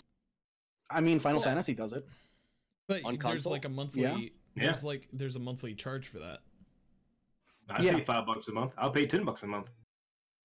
I almost kind of wish Destiny was a monthly based subscription instead of how we get things, because It if doesn't- things there's not enough Black Armory content for that. happen, I don't think it would. But if things like Yeah. Black Armory happen like that, but they continue to happen, Every and month. it kept pushing and pushing and pushing. The other thing that this goes to part of the conversation we had. How many activities were there where we couldn't get to the level at which the activity was? We couldn't get to max EP? level. EP, Was it Prison and of then they Elders? nerfed Prison of it. Elders was Skolas that way? Always higher power than we could be until that season expired. Was King's Fall that way at first? I want activities that are more powerful than I can be at that time ever. Give me a 675 activity that I'm gonna get my ass kicked over and over and over again in a PvE environment. I kind of miss that aspect of things. And I feel like Bungie's kind of afraid to do that. Bungie's kind of been, outside of Last Wish, I feel like they were afraid to kick our ass Mm-hmm. from a PvE side of thing. And there's That's people what out there who happened with say the that they've gotten release, their ass yeah. kicked in certain activities. I get it. There are players that kind of need that challenge order to stick around, though. They're trying to draw in more casual players, and I think they actually said that they're trying to draw in more players for D2. Oh yeah, vanilla D2 was pretty much I don't want to say catered to the occasional player, but it kind of was. You were able to hit end game power by Everything they release is a strategy. You And can still get the end game power without doing anything actual end game related. You can run milestones and hit 650. My Xbox character Yeah. is a testament to that. I don't. I was just picking up armor from Hawthorne. but I didn't do the Right. raid. But I didn't do trials. Yeah, What is all this armor doing here? yeah, That was in their quest to be inclusive. It just made everything special, so nothing special. I'm like, all right, this Exactly. is which is this why guy's which is bad. why I'm a firm believer that D1 year one was the best like end game like progression system, because you were forced to run nightfalls, you were forced to run your raids in order to get your power level Yeah. to end game level instead The of players who aren't out there raiding to get to end game don't need the gear to get to end game. Like if you're somebody who enjoys running, and I got a few people in the community, they run in strikes. My way of enjoying this game is running strikes. They don't ever need to be 650 Right. to go into Scourge of the Past because they don't raid, yeah, right? So I don't why raid. not save end game leveling for players who are out there wanting to experience the end game? that's what I'm saying. I mean, that's how D1 year one felt like, because you needed to run that stuff in order to reach that. Or Iron I was Banner, Forever yeah. 29, dude. I know where you're coming from. Yeah, Iron Banner. I mean, yeah, the Iron Banner. But see, it's weird how Iron Banner is structurally now, because you get powerful rewards out of all the bounties, but if you're low in power level, you're gonna go into an Iron Banner and just get absolutely bodied. It's not that the bell curve isn't It that wasn't hard, that though. severe in Destiny 1. It's Yeah, a bit more noticeable in Destiny 2. it It is. is. It 100% is. Like, oh yeah, I'm like 5'9", this will be fine. This is not okay. This is not okay. Yeah. I don't know. That's one aspect of the loot system that I do miss from Destiny. Year one is having to run nightfalls and raids in order to have chances at exotics. As opposed to now, they kind of just drop from everywhere Yeah. at a lower drop rate, but still. Yeah. There's but- also a billion more exotics than there was at that time. Yeah. Oh, Yeah. I mean, yeah, absolutely. But still, it's just it's the chase. It's the chase, Yeah. and like the chase in Destiny 2 is literally everywhere, because you can just play anything and have a chance to be rewarded with, an exotic. Yeah. I I don't think know, that's the exotics designed don't though. feel super exotic though. Yeah, they're not anymore. Which they didn't. They didn't in Destiny 1 either, sans a couple. There was always some that... Man, Pocket the Infinity. Armored Correspondent, we Mythic get Last. 2 trip mines. Right, at the launch, Like, yes. 2 trip mines? Like the 2 trip mines, I was like, oh yeah, I'm correspondent now, and I go to put it on. I'm like, I don't get 2 trip mines. It's just stronger. Is the beam invisible? It's not invisible. It's still a red beam. It's not. Yeah. It's Yeah. just I don't think there's any guns that I've been killed with a gun. The only thing I get killed by that's just exotic that I don't think is very special is Warcliffe Coil. I was like, I don't really care Yeah. about the gun. It's just like a pop shot. You just shoot a bunch of rockets. I'm like, oh, that was kind of not fun for 2 seconds. Yeah. Yeah. I hated my life there for about 1.5 of those 2 seconds. In the last bit, I actually ended up rezzing, so that was okay. Yeah, like there's no exotics that you have to have, or that are appealing to chase. Yeah. I think honestly in D2, the only 2 exotics that I felt compelled to chase was Malfeasance and 1000 Voices. Oh, never mind. I take that back. I did get a Guisan vest, and it is nasty. Gwysyn Yeah, it's Vest, great. One-Eyed Mask. There's a couple for Warlocks. One where you put down your well and you melee, you get your super back. You melee? Wow. You get a kill No, with it. Phoenix Protocol, if you get kills and assist kills in a well, you'll get super energy back. That one is pretty important. The Geomags are pretty important. Warlock's got a couple that are up there. Hunters have Controversial Gwysyn Vest. too. Titans for now have One-Eyed Mask. That'll be changing in the future. Yeah. Yeah. For me, it's Dune Marchers. If I'd have known what Dune Marchers did back when I made my Titan, I would have absolutely been hunting for them, because as a Titan player, they have become incredibly important for how I like to play. But if you ask the average player about them, probably not going to mention that they exist. Honestly, Have you used Dune Archers with the middle tree Sunbreaker? No, not the new one. No. So if you get the linear actuator to proc and you throw the hammer, it will chain lightning like Thor's hammer. Oh, just like the melee. Okay. Just the melee, yeah. So you just run, get Are you the linear kidding me? actuators to pop up, and then you throw the hammer to whatever you hit it. The lightning will still chain. It's pretty fun with Brawler on strikes, dude. You'll have a good time. To look into that. Yeah. I need to make a Titan. Yeah, it's straight up Thor's hammer, dude. It's awesome. I don't know. I think a lot of these things just come down to design philosophy when the ship was originally set. Mhm. And at this point we're kind of patching whatever holes we can to make it run a little bit faster. You know what I mean? They did a pretty good job with Forsaken. Yeah, They I'd did say so. Forsaken is a really good job with masterpiece. Forsaken, yeah. It's a masterpiece. Yeah. And I feel like it set the bar a little bit too high going into Black Armory. Yeah, definitely Because did. like Forsaken, from the storyline, the narrative, to the way that you progress through the storyline and the narrative, to the raid that came out of it, to the dungeon that followed, and to the way that still Mhm. the Dreaming City continues to evolve. We got not only one but two different social spaces. We got the Tangled Shore and we got the Dreaming City, and the challenges that lied therein. The Forsaken might be the best release of Destiny we've ever gotten ever. Right. I would put it up there for me. Last Wish is an incredible raid for me personally. It's got the right amount of action and mechanics that I like, versus a raid like Scourge of the Past, which has a lot of moving parts and teamwork involved, but ultimately kind of loses my interest in the fact that there's just not that much gunplay. Right. And when you look at Black Armory as a whole and what it brought, as it winds down to the fact that we're not getting any more releases out of it, it just kind of feels a little lackluster. Almost, if the weapon system was the same, Curse of Osiris would be miles ahead of what we got with Black Armory, in my opinion. Yeah. I mean, honestly, honestly, if somebody was mentioning earlier this week on Twitter about how like they start seeing negativity kind of crop up around this time. Like it almost seems like it's an endless cycle for Destiny. It always is. They release something in September.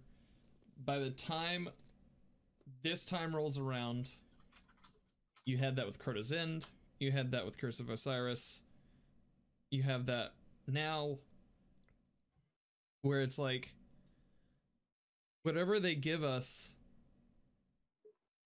over a certain amount of time, we just kind of get stale and we get bored with it, right? I mean, that's exactly my entire point. Yeah. I mean, I didn't have a chance we've to all get seen bored the times come and the times go. They want to come again and they want to Yeah. up again. But that's going to happen with any gaming cycle, especially with like an IP that's been going on this long, like with no breaks. Like you release a Halo, and you do like a Halo 2 with like a long break, and you like the PvP is like the same. This is like Yeah. something they're watching all the time with events. And I can't think of a game that's similar to that that's in the same vein of Destiny. I So feel yes, it's going to get stale and it's going to get fresh and stale. Yeah. this is different because Black Armory was a content trickle. With everything that you've referenced before, we got everything basically all at once. Sans a raid, which was a few days later. Mm-hmm. Black Armory was kind of meant to prevent this from happening, Yeah. and yet here we are again. There's just not. I honestly just don't think that there was enough content for it, even in the trickle. If they had released all of this in like the first week, everybody we'd be would've- in this position sooner. Yeah. We'd have been having this conversation 3 weeks ago. Yeah. Well, Weeks ago. probably like 2 months ago, I mean, we didn't get any strikes with it either right? that had weapons behind it or armor. I don't know, but you're probably right.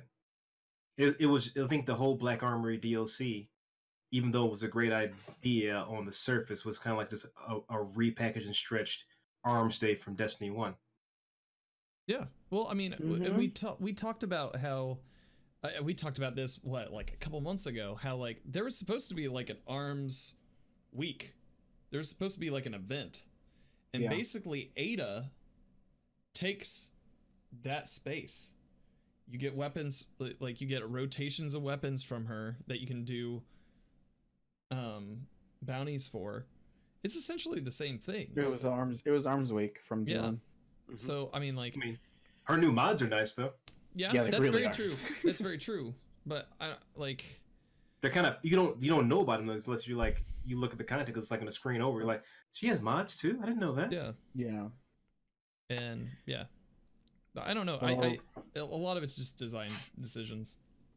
But It really is. I mean, and this is new. It's a new structure, and hopefully they take what the feedback that we're giving now and use it, because I mean we don't know what's going to happen. I have no idea. After the next this season end could be passes over. completely different. The next Yeah, season like- could be bonkers, and we don't. Yeah. I mean, everything isn't everybody's cup of tea. I Yeah. still enjoy playing my solo comp queue Mhm. Yeah. That's a shining example there. because I'm a masochist. I don't know. I mean, Yeah. I Not if you generally enjoy still it. have fun. I'd have Not fun. if you have yeah. fun. Yeah. You're like, what do you mean you playing solo queue? I'm like, I don't know. Just kind of jump in there, you shoot some people, you jump out. I don't know. Yeah.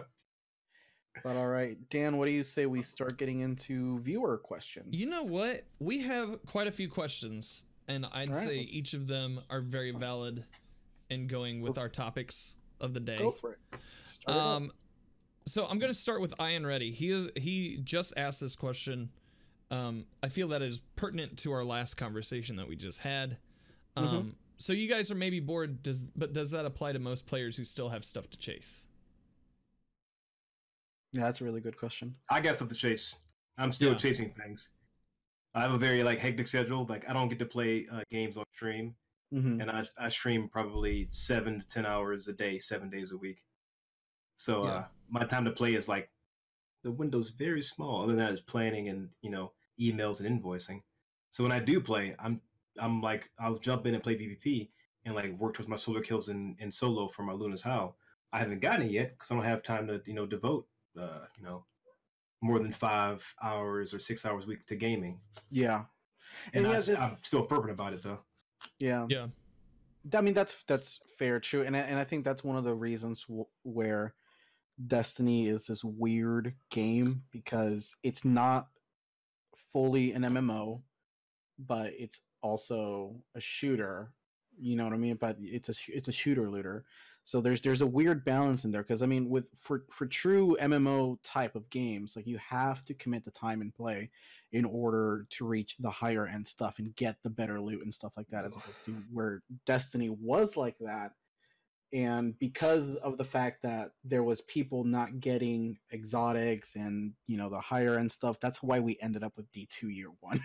Yeah. Where end game was achievable through public events. But I mean, I don't know. That's a good question, Ion. I mean, I don't have a proper response to that, because that Destiny is just that weird game.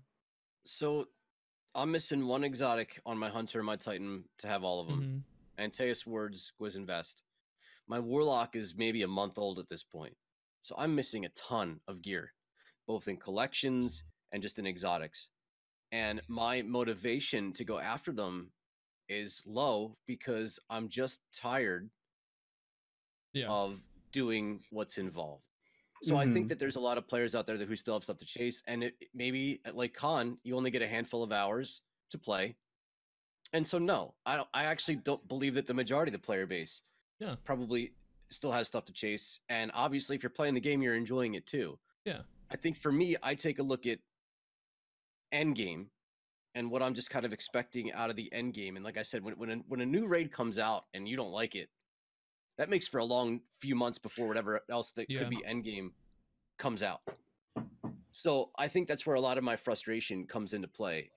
Dreaming City Curse Week's coming up on Tuesday, so I'll be jumping back into that to try and get the ship, because I want the Curse Breaker title. Yeah. But outside of that, I'm chasing triumphs that involve getting spike grenade kills and golden gun kills, because I just don't feel like doing some of the other things that are involved, right? Yeah. So go ahead. No, I was just gonna say, I think there's still a lot of things out there for people to chase. I'm just not one of the people chasing. Yeah. The one thing that I want the most is something that I won't be able to have for 2 more months. Well, 2 to 3 more months. And that's the Chronicler title. Yeah. That's that title. And it's only because it's tied to every 3 weeks. Now, I'm not complaining about that. I think that that's a good enough reason to get me into the game every 3 weeks. Right now, as it stands, and I talked about this earlier, I'm having a hard time logging in, and it's not so much. It's because I don't have a ton of carrots that I personally need.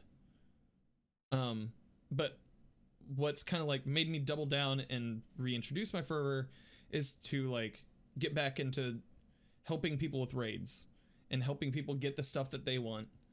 And that's kind of refreshed it for me. So for me, it's not about finding my fun so much, because I'm gonna have fun with people regardless.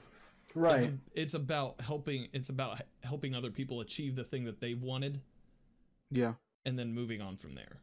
So I don't know. Would you help me with a raid? Yeah, absolutely. Absolutely. Any day. Hands down, like any day. You name a day, I'm there. 5 a.m., that's a little rough. But I'll try.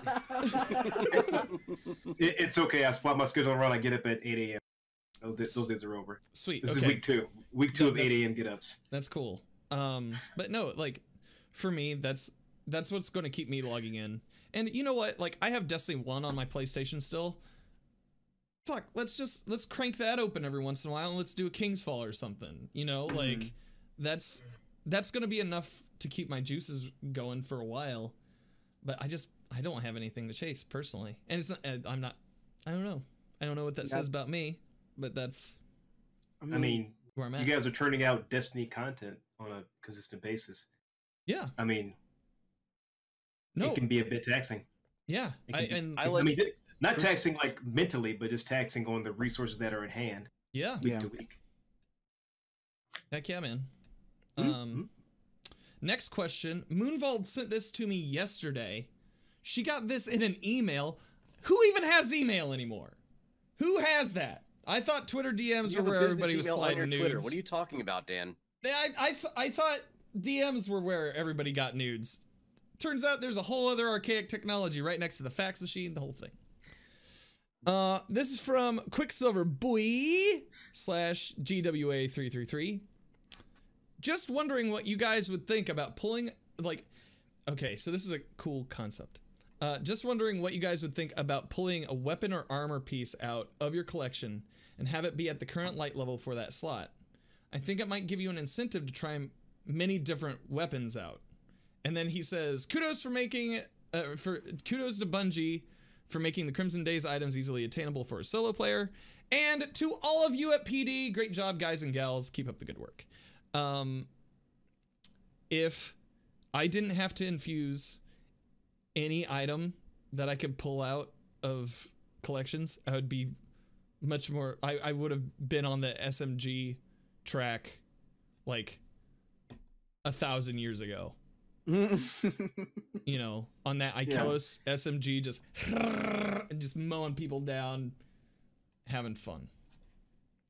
I guess I use unorthodox weapons all the time, so I just kind of use whatever I want to use. Young Khan, you are a zebra and a unicorn, and I love you. Smuggler's Word is OP, I'm just saying. Hell yeah, dude. Hell yeah. Oh my god. When people get killed by a sidearm, they're like, is this Destiny 1 again? We need to talk about this.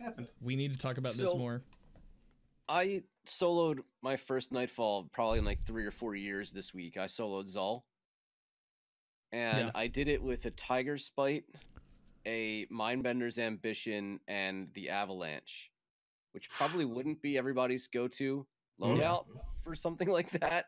No Thunderlord? I did it on my Titan, and I did heavyweight Solar Singe. Oh, okay, yeah. On my Titan. So the Avalanche is the only solar LMG that's in the game. And I'd probably be more inclined to do activities like that. Not that Nightfalls are even close to light level appropriate right now, but I'd probably be more inclined to do goofy things like that had the collections come out at those levels. Once you've unlocked it, you kind of get it. But it's what role do enhancement cores even matter at that point? Are you actually gonna get drops in the wild that are lower than you could just go into collections and pull out? Yeah. So like that part of it's kind of a conundrum to me. Maybe I'd almost rather have a collections roll randomizer that costs me enhancement cores to go and just randomly roll gear out of collections than be able to pull it out at light level appropriate. On Mercury? What? Mercury Forge. It's a dangerous game. Give you a reason to go back to Mercury. That's where we wrote. I never want to go weapons there ever again. We didn't go back. Or the Banshee. It was Banshee that we reordered weapons at Banshee. Yeah. Yeah. That was dangerous. That was a dangerous time. Yeah. It was a dark time for the Empire. Shop package rangefinder Phil Winters Yeah. lives. And Matador 64s. I could see that being awesome though. Like It would be awesome for about 2 days, and then you would hate every moment afterwards.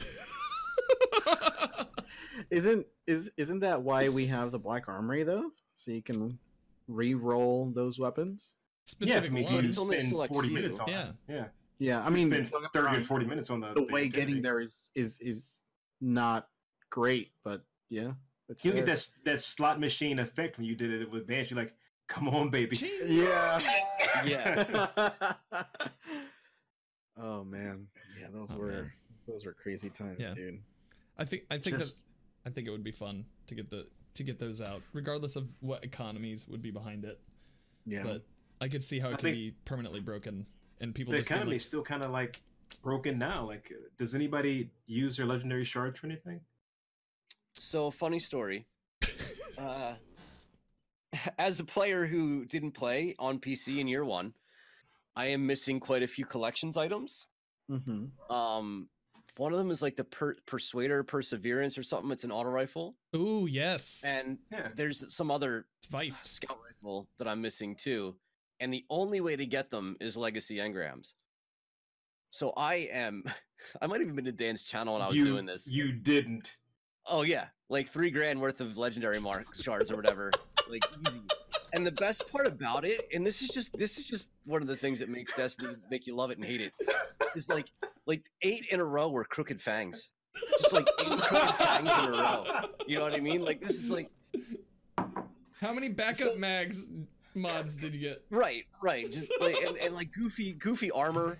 You know what I mean? Like just goofy, weird, like real, just awful. Like so, there's only 2 things I'm missing out of my collections. I'm staring at this thing like crazy, and so yeah, I've spent quite a few. And then what was the other? There's a couple other places I pumped legendary shards into. Oh, I'm getting all the armor sets on my Titan and my Warlock for the planets, and it turns out that when you try to farm materials on a planet, it's actually worse than it was in Destiny 1 when you're trying to get your swords, Mhm. because you get like a flake of Shadow cereal ladder. for every, so you got to turn in like 80 million of them, and you'll spend 2 hours grinding and end up with like 80 mats, which isn't even enough for one package.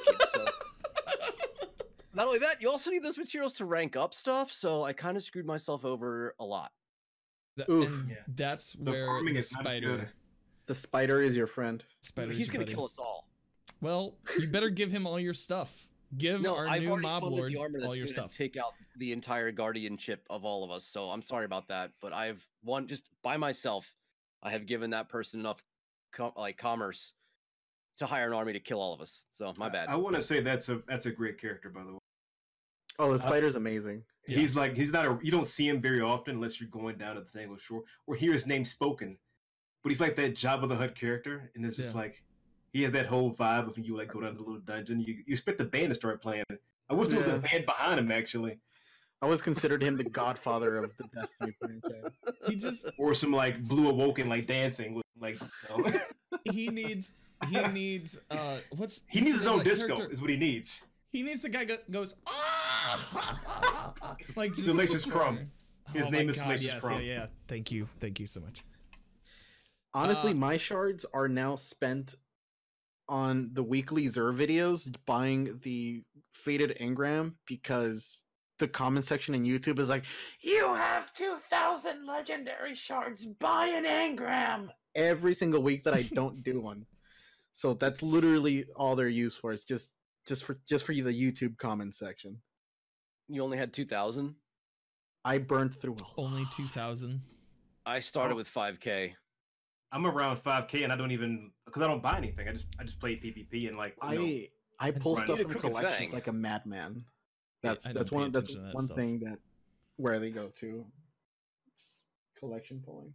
I go and get stuff when I need it. I don't pay attention. Like I'm the guy in Destiny that is like the guy at any gas station that just like has change and they just toss it on the counter and walk away.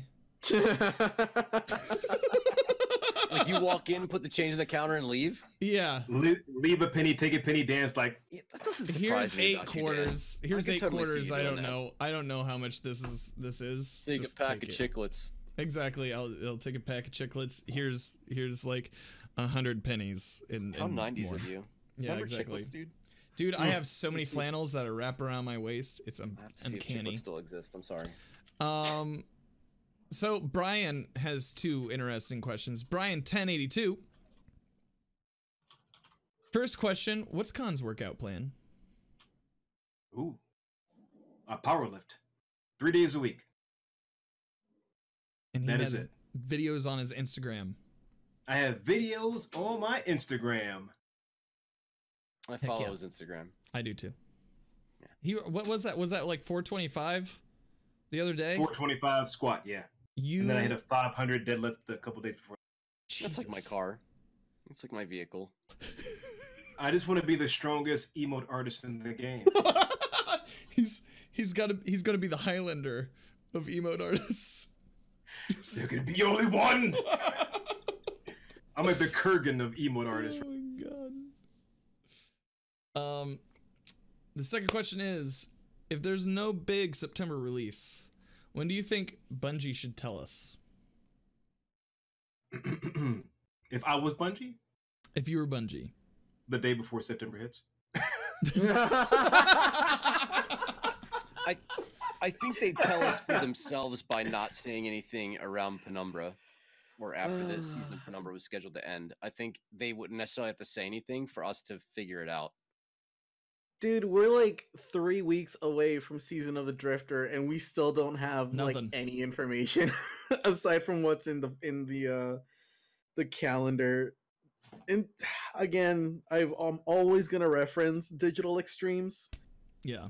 with Bungie, but their first stream of the year, they took in like an hour and a half, and they detailed literally everything that they were going to work on for 2019, and included artwork that would tease future content that would come out like during the fall and stuff like that. And we're here like 3 weeks away from a content dropping. We still have like no idea what it's coming with, and Yeah. that just makes me sad.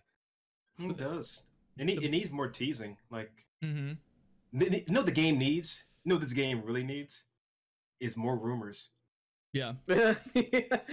No, Well- no, I'm extremely serious about that. Remember Yeah. they talked about the vault, like Charlemagne's vault in like D1. Yeah. Like, that was things that happened. Like the game needs more lore, Yeah. and that those rumors, even if they're like hinted at, need to be expounded upon to help keep up like the interest in the game. Yeah, the mystery. Like the mystery is kind of like if they show you everything. It's kind of like I guess we're getting this and this. It's like a bullet point checklist, and that's not like Well- was the Shattered Throne. They talked about that before it happened. Yeah. So No. Mm-mm. Well, No, No, they didn't. the we thing talked is- about this last week, and one of the questions was if they didn't tease the last word and we just spawned in and it popped up, Yeah. would it have been better than teasing that the quest was coming? And Yeah. for me, and this just might be a personality thing, you might stand a bigger chance of making a bigger splash if people don't know anything and you blow them away.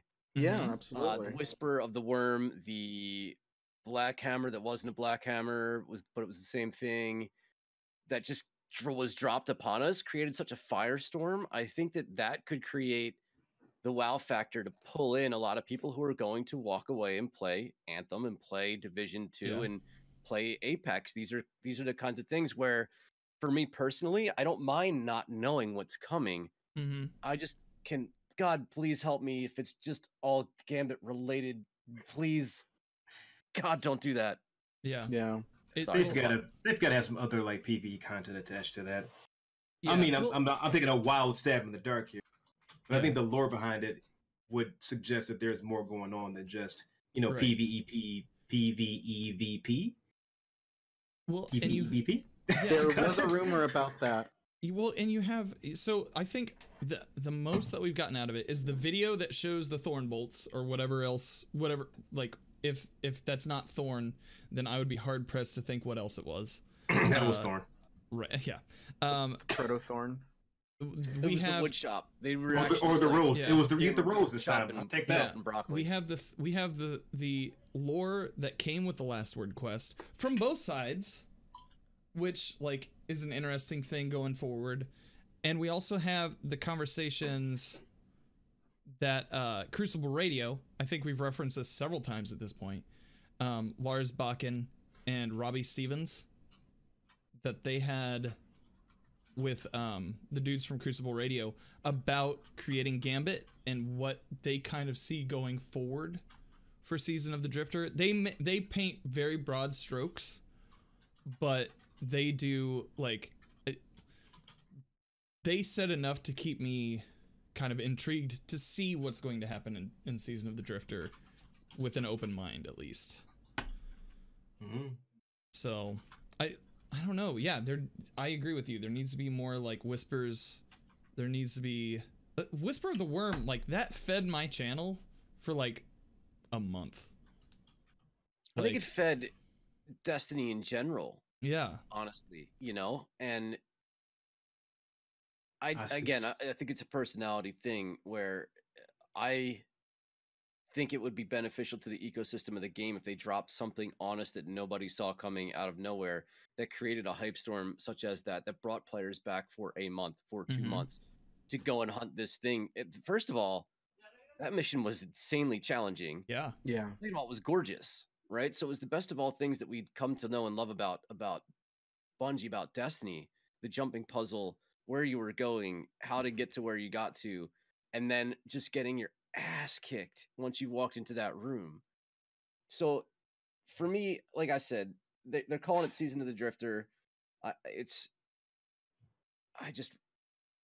When I think Drifter, I think Gambit, and I just don't Yeah. want an entire season of Gambit. I just don't want that. I got I you. got the exact different feeling. I don't see just Gambit when I think about the Drifter. I think about a rogue light bearer carrying some mysterious rock behind him. I have no idea what's in it.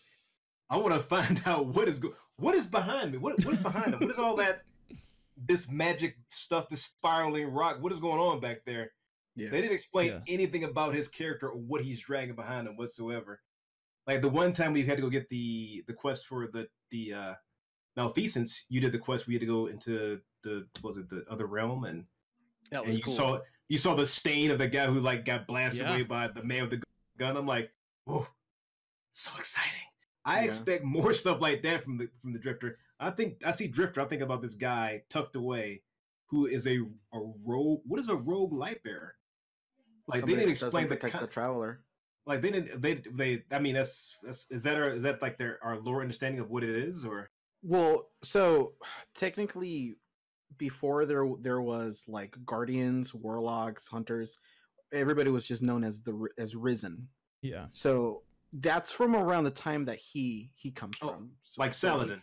He was like Yeah. around. Yeah, no, Yeah. he's okay. Yeah, Yeah, and they were the warlords back in the day. So a rogue lightbearer, he was touched by the traveler's light, but he's not necessarily a guardian. He doesn't fight for the traveler. He doesn't protect the traveler. He has the ability to have a ghost resurrect him, but he's off doing his own thing. we need more of that. We need Yeah. more like the whole concept. Remember in D1 they talked about the Dark Guardians. We need Yeah. more warlord type characters that come through. Yeah. So this kind of like this black and white gray character that the Drifter is a totally interesting concept to me. Mm-hmm. And I know he's the Gambit like activity master, Mm-hmm. but I just find his like entire vibe. Like I don't like think about the Drifter because I like Gambit. Like I like Gambit, but I like this character much more. I find him like It's extraordinarily interesting. mystery. Yeah.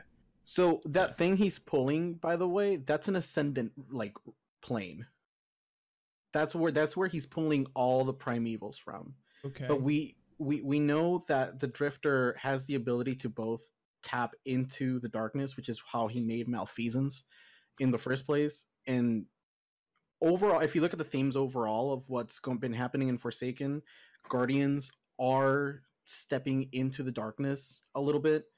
That quest that we did for the Drifter for Last Word, in lore terminology, like that was as close as we've been to the powers of the darkness, because during that quest we literally have to taint our light in order to hunt down this Proto Thorn. So we've walked down the same path that Rezel Azir Dredgen Yor has, but we weren't corrupted by it. And there's lore hidden behind a guardian called Ulan Tan, which dabbled between both light and dark, and he was able to kind of like balance both. Ulan Tan? Ulan Tan, yeah. That is definitely a Mongolian name. I think that's from history.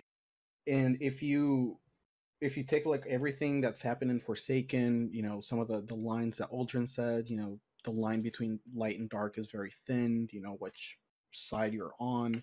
It's hinting towards a darker future in Destiny. And there are rumors kind of going around that in D3, we're probably going to tap into that a little bit more. Yeah, I'm ready to stare into the abyss. The way you guys just presented what could possibly might be going into with Season of the Drifter is way more exciting to me. And what was lost in Black Armory was a narrative. It's there if you want to read, it's there if you want to do digging, but it wasn't presented to us in a manner in which Forsaken was. Yeah. If they bring us a story, even if it's a week apart per story mission, I'm going to be a very satisfied customer. Because I think Bungie, and I think this game does it's probably the best story that I may have ever even heard, with more depth than I could possibly imagine, that I don't know where to go to look and find it or experience it. Outside of miscellaneous puzzle pieces that you guys are brilliant enough to put together. I'm a biochemist and I have no idea where to look for all this stuff. So it's like, if that's what we're getting into, I'm really excited. If it's not, and it's centered around a game mode that is getting a change, but will it be a change enough to please the player base for 2.5 months? Yeah. Here's hoping, Con. I hope you're right, man. Yeah. If there are more Gopher quests, you know, then it might be in trouble. Yeah.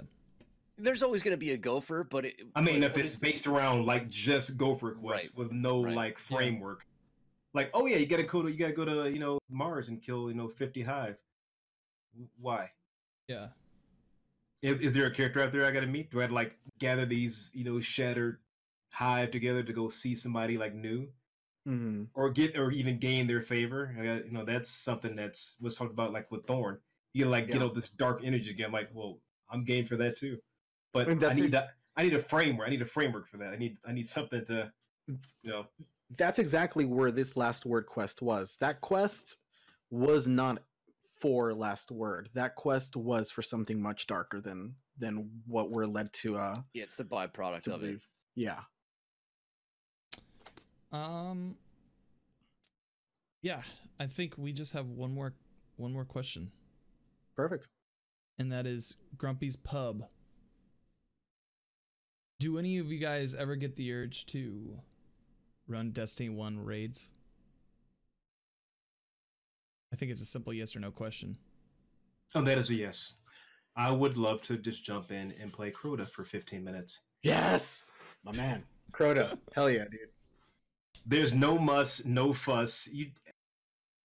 It's even though you can run it really fast, it's still extraordinarily satisfying. It's so good. To like jump in that room and like you go out there with your buddy and like have him like go against knees a couple times. It's so fun. It's I don't know. I don't like I was a really, really bad like sword bearer. But there was that I think they got away from that whole like aesthetic of having like one guy to rely on for each raid. As the raids went on, because you know you had that one guy that was in Crota, and there was that one guy with the shield in Fog. And there's the one guy who had to run the steps in like King's Fall. Yeah, and they like kind of spread the wealth a little bit, but that was a lot of fun. Even though people crapped on that raid, like it was a strike. Well, this is a really long strike. I still found joy in it. I don't know, running through the darkness. Those are all fun things for me. Was that your favorite raid from D1? No, it was not my favorite raid though. Believe it or not, my favorite raid was probably King's Fall. Oh, nice. Yeah, I don't know what it was like. I think between that and Vogue, it was the two of the most difficult raids. But it's something about like the amount of like coordination needed when you had to like do the. I don't know. We had to like run back and forth and like get the blessing and like jump back to that circle. I forget what it's called. Right before we went in and fought the guy with the big head and the gun. The sisters. No, way before that. This is like one of the first The encounters. War Priest. War Priest. Yeah, White Free had to go in for fight War Priest. You'd have like run, like get the blessing, like run back, like snipe the relay race for the totems. That was fun. And if you like screwed up, that was it. It was like you had to go Yeah. back. It had it. Like, I don't think they have a game mode, like not a game, a version in any raid where a sniper is of great use like they were in D1. Like I missed like being precise. Like that was fun. You know, you like ding and like got him. Yeah, That gave you like a very, I don't know, it was very satisfying visually Yeah. to like hit those headshots every single time, and that took practice. Yeah, That's like snipers. shotgun them. Let's go. Yeah, I never thought about it that way, but yeah, snipers were really, really useful in King's Fall with sniping the knights in that totem room, and then sniping the knights at orcs. More than static shooting, I think, is what we mean, because I used to use a sniper with Last Wish. You use it with Scourge of the Past. Yeah. You can use one with Leviathan, but I think that's stand in one spot, aim down sights, hit your crits. I think with King's Fall, it was so much more like moving targets that were Mhm. other things going on around it. It was definitely a bit more demanding of a sniper in the Disorienting. King's Fall environment. Would I go back and run Destiny 1 raids? I don't think After I don't tasting think I sweet, have the sweet urge 60 to go back and FPS? play D1 raids personally. I'd say no. If they were in D2, like if Vault of Glass was in D2, it's kind of weird because I'd probably run it every day if Yeah. it existed in the current game. But to go back, I don't think I would. Part of that's because I haven't turned on my consoles in 6 months, and it would take me 10 years to update them. Yeah. But outside of that, no, Yeah. I'd say no. I like Last Wish a lot, man. And actually, Leviathan is a pretty damn good raid too. It So I think I'd get my raid fix out of Destiny 2. Yeah, I actually I went back and did a prestige on Thursday, and that kind of got my juices flowing for raids again, like helping Sherpa through raids, because like I have done the prestige Leviathan just a handful of times. After doing it once, you don't really need to do it again, you know, like, and so like my need, I didn't need to do that for myself, and when push came to shove, but that is a really fun raid, and I think I only got really kind of bored with it because it was the only thing we had for a while. Like it was all the gold, like that was all over the walls, Yeah. and it was just, it kind of like wore on my eyes for a while. And now we have like, now that we have the two like you know, the Wish and Shattered Throne. yeah. Now that we have those, I'm down. Like I'm down to go back and do all that stuff again. And it was Oh, man. it's fun, man. So, Did you guys ever? Well, I know Or has never seen Dune. and Yeah. probably he needs to.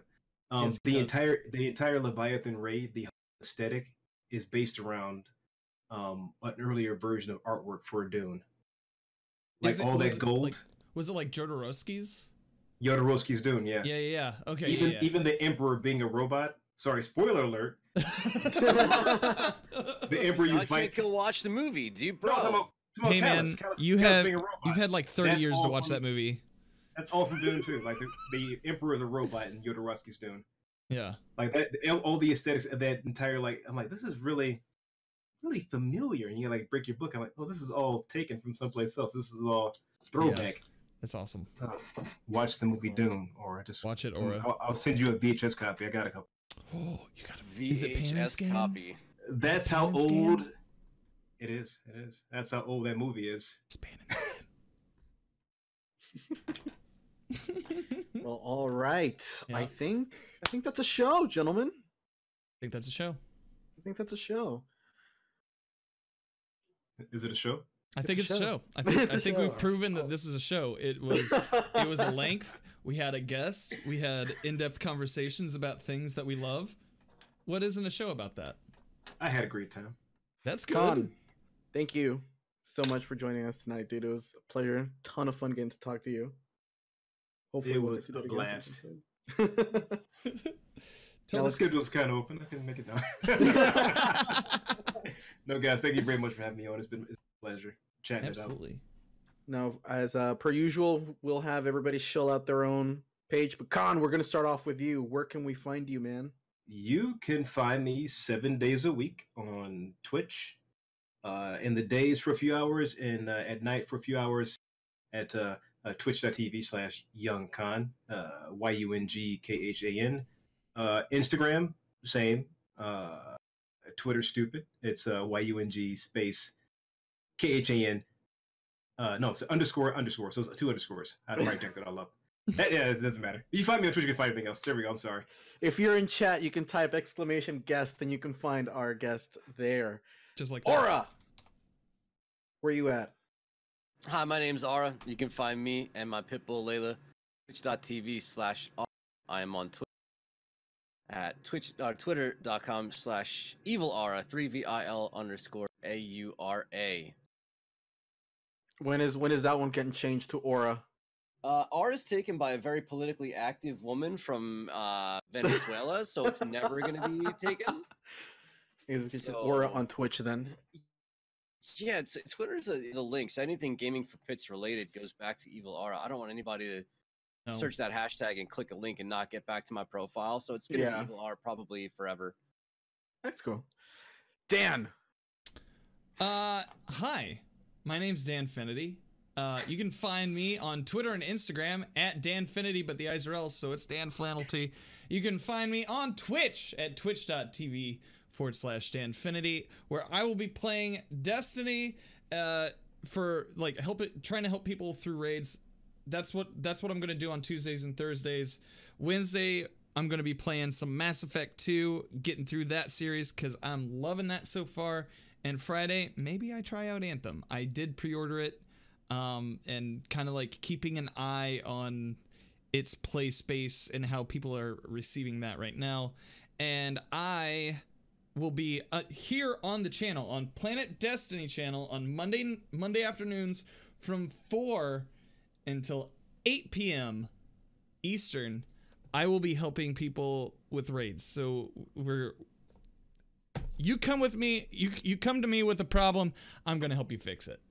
Shit, I might actually go to you because I just hit like 570 on PS4 and I need a raid. Fucking go! I'm down. Yeah, dude, it'll be a stream. Shop is open for business, boys. I got a plumbing question. I don't know if you can help with the plumbing. No. Oh. Yeah, I can actually. I worked at a hardware store for a year and a half. Let's go! Jack of all trades. And of course, you can find me twitter.com/nemplays, twitch.com/nemplays. Pretty much same thing everywhere. But thank you guys so much for watching the show today. If you're in chat, don't go anywhere so we can throw the crispy raid onto somebody in a sec. And for our audio listeners, hopefully you enjoyed episode 190 of the Planet Destiny podcast. With that being said, thank you, and we'll see you next Sunday. Bye. Bye.